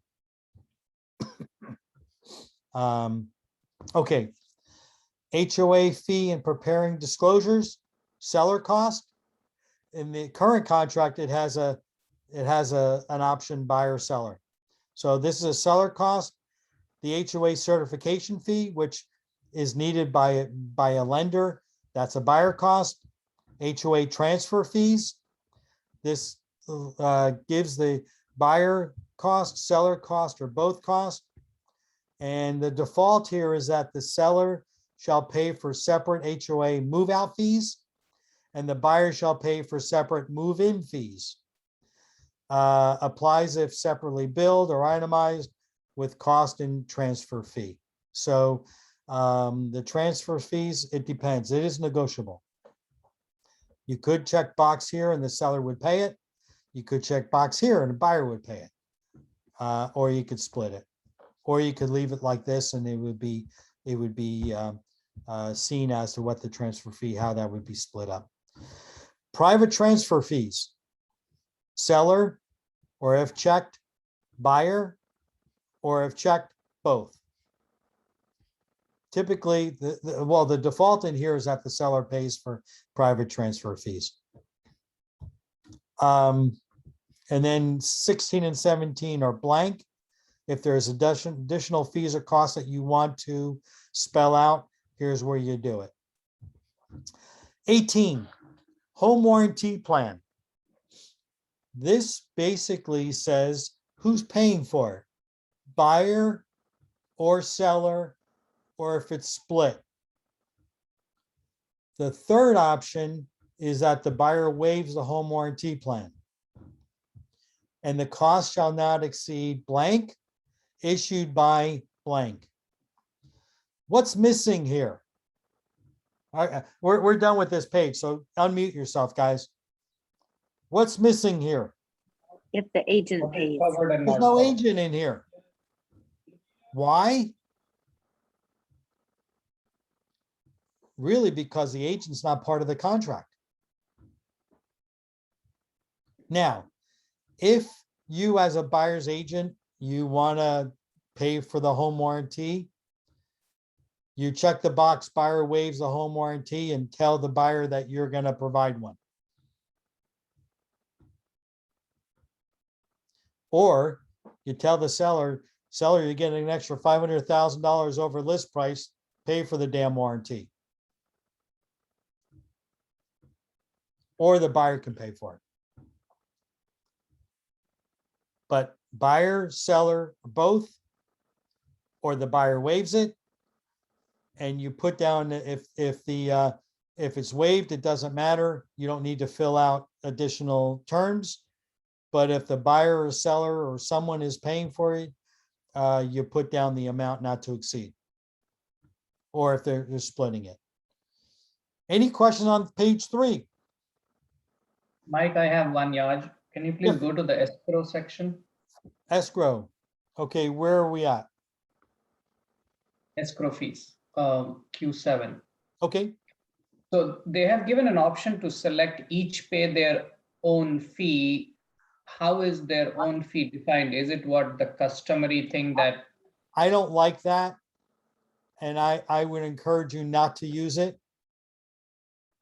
But that's what I think they're trying to accomplish is you pay your customary in the county. But I really would rather you use the top 3 boxes. Yeah, makes sense. Thanks. Anything else, guys, on this? Getting easier and easier, isn't it? What do you guys think about this so far? So far, so good. I think I want to get my new sheet for whatever the county customary charges are, like San Mateo, Alameda, Santa Clara. I need a new one of those sheets. Well, Heidi, you needed it for the current, you need it for the current contract. Yeah, true. Yeah, but anybody apprehensions or overall, we're only halfway through. Is it nice and organized? Okay. Mike, I have a quick question. For Q18, on our current contract, I know there's like check boxes if the home warranty includes like washer, dryer, fridge. Where would you put these here? Would it be in the first column or just down further? Let's go into 10C. We'll get into that. We'll probably wind up there, but this talks about we're here, let's do it. Buyers shall choose the coverages regardless of any optional coverages indicated of the home warranty plan, and buyers shall pay any cost of that plan chosen by buyer that exceeds the amount allocated to seller. So back to here, cost not to exceed blank. You put the Okay, so dollar, we're just not checking it off anymore. We're just simply doing a dollar amount then. you do the dollar amount, and anything, and the buyer can get any and all coverages that they want. They just have to pay the difference if it exceeds. the limit. Okay. Mike, I have a quick question. Sure. What would be an example of private transfer fees? I'm not familiar with that. Okay, great question. Thanks. I usually cover it, but sometimes I just failed to do it today. There is a mechanism of a tax basically, and it's a private. The tax goes to a private individual or company. Let me give you an example which really opened up the eyes of this private transfer tax. And I always go back to the development in El Dorado Hills, a huge development, I'm going to say 15 years ago. And it's a really large development. And a lot of houses, taking years to get it through. And Sierra Club said to the developer, Mr. Developer, I know you're trying to get this project through, but I'm going to tell you what, we will not object and will not fight against this project if you agree to put a private transfer tax on your properties, just like there's a city and county transfer tax. But the difference is, Mr. Builder, we won't collect the transfer tax on the first transfer. So you are free to sell your development to all these buyers. The tax will kick in after the first transfer. And it'll go on for, say, let's pick a number, for the next 50 years. And the principals who sell the property will have to pay the Sierra Club 1% of the sales price. That's a private transfer tax. The problem is, as an organization, CAR feels that private property rights are the utmost for the owner. And how can an organization fight if the owner wants to put on his own encumbrances or own taxes and encumber his own property? He should have the right to do that. So what was not good is that these buyers that were buying this project that had a private transfer tax never knew about it. It was buried in the CC&Rs in really small lettering in like page 200 of a 400-page CC&R. So anyway, back to Sierra Club saying, well, we will allow this and we won't fight you. And so the builder said, let me get this straight. It's not going to cost me any money, and it'll save me years of having to fight to get this project completed. So they all went for it. And they created this encumbrance on unsuspecting buyers and sellers. And what was fought originally was, we're not going to fight against private transfer fees, but what we're going to fight it is that you need to disclose it. And it needs to be part of the preliminary title report. And there needs to be part of the natural hazard disclosure statement. And so those items now are disclosed.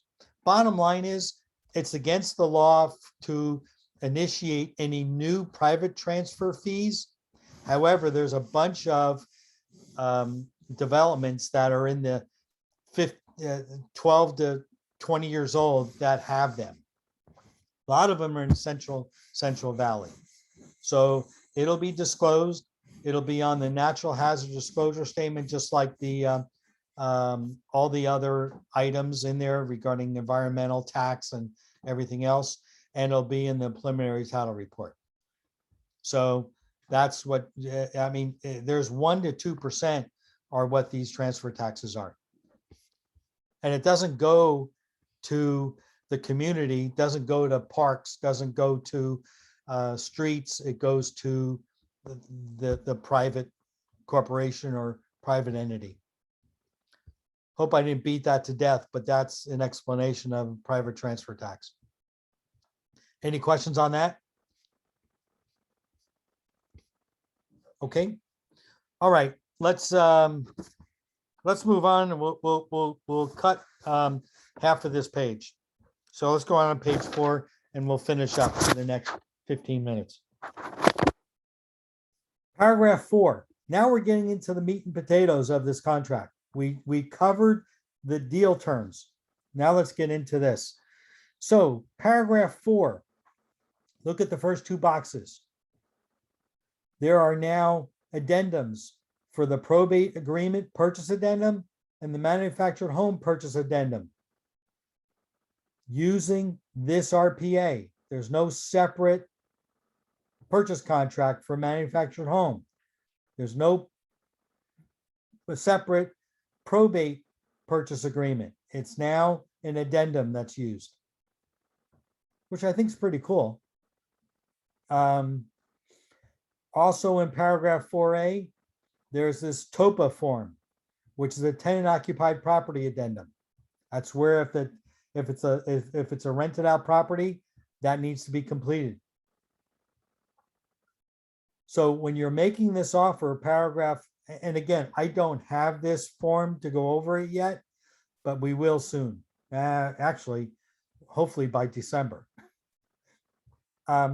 This tenant occupied property addendum, it will, if the property is currently rented by a tenant and the tenant's going to move out before close of escrow, it does not matter. It needs to be with the purchase agreement.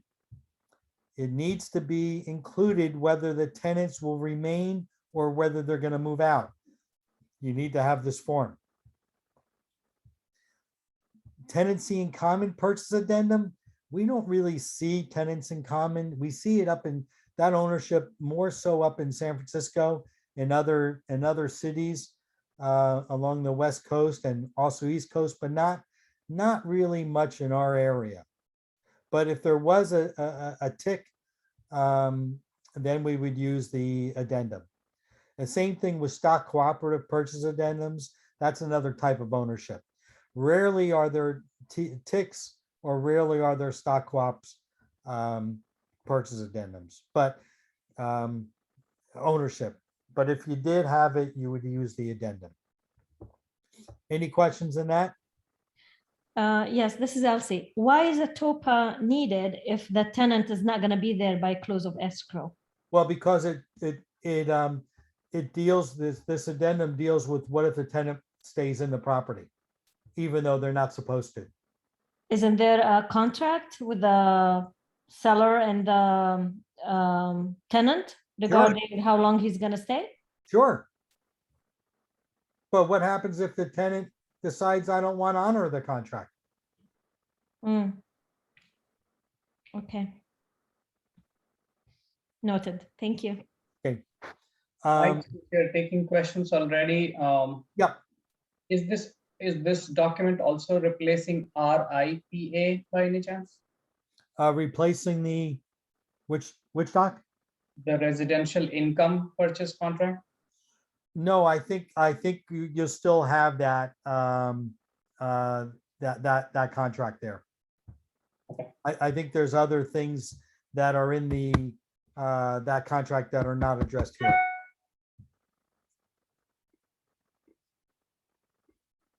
I'm pretty sure about it. I haven't heard anything to the contrary. And I assumed it. Okay. Paragraph B, other addendums. pretty, the same, except I think they added the septic well property monument and propane addendum to the box. I think that's new, isn't it? Anyway, well, it's there now. I have to look at the current contract and see. But there's other addendums. You have a regular addendum number, which is the blank ADM form, backup offer, the SWPI, short sale, court confirmation addendum, buyer intent to exchange addendum, seller intent to exchange addendum, and then others. Kind of spells it out a little bit better than what we have now. There's a difference between addendums and advisories.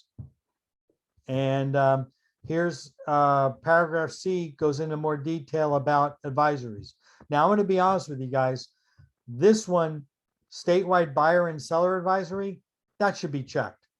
I don't know why it's not, but the forms committee must have had a good reason. I think that should be part of every offer, is have that buyer sign that buyers and seller advisory. But anyway, here's the default ones that are in there. The BIA form, that's in there right now. Wire fraud, that's in there right now. The fair housing discrimination, that's in there right now. And then the California Consumer Privacy Act, that's in there right now. So these are going to be included with the purchase agreement. And then there's other types of advisories that can be added to your purchase agreement. I think that may be the answer, Mike, that these ones that are checked will become part of the RPA, like it will become 16 plus X number of pages, as opposed to the SBSA, which is 14 by itself. Yeah. Yeah. Well, I do think from a risk management standpoint, I think that statewide buyer and seller advisory is an important advisory to have. And I think the buyer should be, as an advisory, it's not required, but I think it's I shouldn't say I think it's short-sighted not to have it included. That's what I'm going to say. But I want you guys to have the buyer and seller advisory with your clients, whether you have a listing or whether you have a buyer. That form should be included with the disclosures.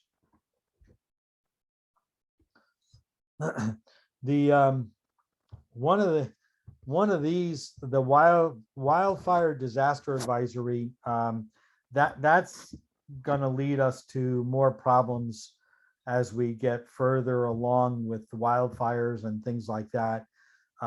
We'll go over a little bit of it, but we probably need a separate class just on the hardening fires and if it's in a wildfire area. But these are part of the contract. These advisories will be, especially if it's in a high fire area. Okay, so the important thing is addendums versus advisories. Two different ways of treating pieces of paper.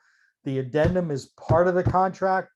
The advisory is just what it says. It's an advisory, and buyers and sellers should be made aware of a lot of these advisories.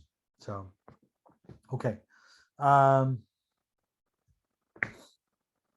So with an advisory, I'm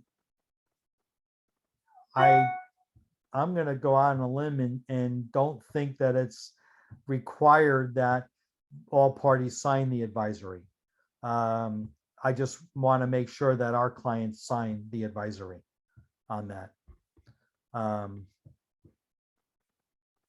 And yeah, the buyer and seller advisory is really an important part of the transaction. Okay, let's do this. Let's go back and if there's any questions that you have on any of these 4 pages, we're going to stop at paragraph 4 and finish that up, and we'll get the rest done. We'll get the rest done tomorrow. Does anyone have any general questions? Any specific questions? I have a quick one, Mike. Yep. In the advisory, let's say my buyer wants to 1031 the extra unit. Is that has to be disclosure on that? All right, let's go back a step, okay? So your first thing you said is that the 1031, in other words, your seller wants a 1031, the extra unit? Correct. That it was built there on the first floor. Well, the problem is that, is it separate? Are there 2 separate lots, 2 separate lot lines? Or is it one parcel? And if I it's see. one parcel, you're not going to be able to sell part of that. I see. Yeah, it is with the 2,000 square feet. They built the downstairs unit, and then he was thinking to 1031 and then separate sell the 2 bedrooms. Is that? I think that will, I mean, can you sell part of your structure? I guess. It'll be a big mess, and we would need a long time to talk and all the pitfalls about having 2 separate not affiliated owners own one structure. And you would need a whole bunch of stuff, including a buy-sell agreement and a whole bunch of, I would stay away from that and say that's not a To start. not a way to go. Gotcha. Thank you, Mike. Anything else, guys?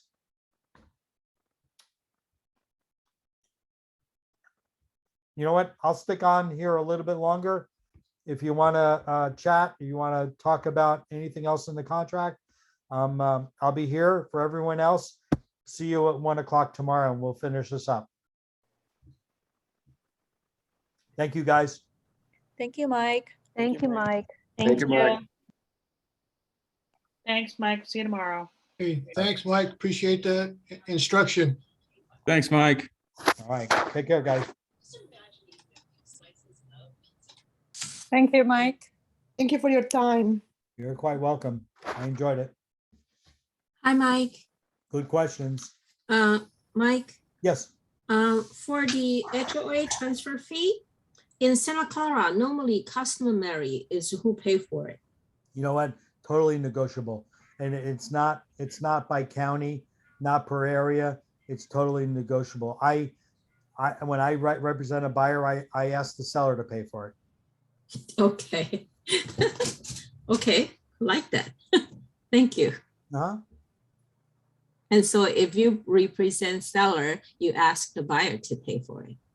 Well, I look at the offer and I look at all the terms and conditions and I say, hey, you know what? It's not that much money. You're getting, 400,000 over asking. It's, it's mostly a seller. I would say majority of the time the seller would pay for that, but it's totally negotiable. Okay, got it. Thank you.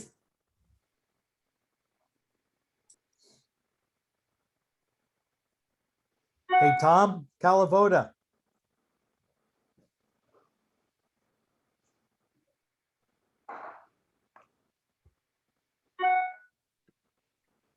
It's Tom's nap time. Okay, well, I just I wanted to tell him that I want to see him soon. I want to show my he's got a Corvette and I have a Corvette. Sweet. Sweet. Hey, Mike, I just wanted to ask you, as far as we're taking a look at selling this next year and moving out of state. Okay. Would I be able to sell the house representing myself, or do I need to bring in another agent to do that? No, you could do it yourself, but okay. But you should, it might. I'm gonna tell you that the policy is you could sell your own house, but it's kind of like also a doctor doing surgery on himself. Yep. I do recommend that you get someone else really to take the emotion out of it. My wife literally wanted to kill me when I sold my house. I was cursing agents. I was flabbergasted about, how the conduct of some of these people would just show up to the and turn and put the lockbox on. I mean, open up the lockbox and put the key in without even setting up any appointments. This is pre-COVID, but I was not a very Congenial. a level-headed person. And yeah, my wife was not happy with how I was conducting myself as a professional. Got it. All right, we're trying to figure it out. Over the next couple of months, we're going to decide what we're going to do. Where are you going to go, Tom? Charles, any ideas? We're thinking about going outside Idaho or outside of Boise. Nice.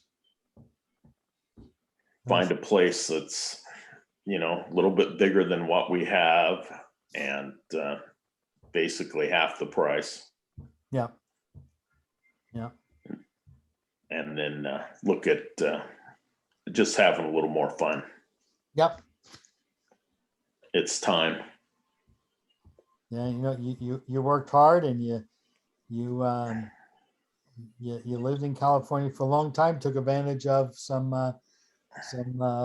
appreciation, and now it's on to the next endeavor. Yep. Yeah. I just had a neck surgery that I don't know what it's going to be like over the next couple of years. Been a tough one. Well, you know what? When you get there, let's talk and we could discuss this more. Okay, sounds good. All right, Mike. We'll see you tomorrow. I'll see you tomorrow. All right, buddy. Bye. Take care. All right, Mike, everyone. I just have a quick question, if it's okay. Yeah. As a listing agent, there might be items that you would like not to be included in the sale. So would you rather have it put in the MLS, in the private remarks, that probably potted trees and shrubs are not included, instead of buyer's agent to fill up, check all these items? No, MLS has nothing to do with it. It needs to be in the contract. Yeah. So if you have it in the MLS and it's not in the contract, seller is obligated to leave everything that is that he's supposed to. Right. Mm-hmm. Okay. So the MLS has nothing to do with it. Make sure it's in the contract, whatever is agreed upon. Right. Okay. Thank you. All right. Cool. All right, guys. I hope you got some value out of this today. Tomorrow will be phase 2, and I'll see you tomorrow. Bring your questions with you. Okay. Thanks, everyone. Okay. Bye-bye. Take care.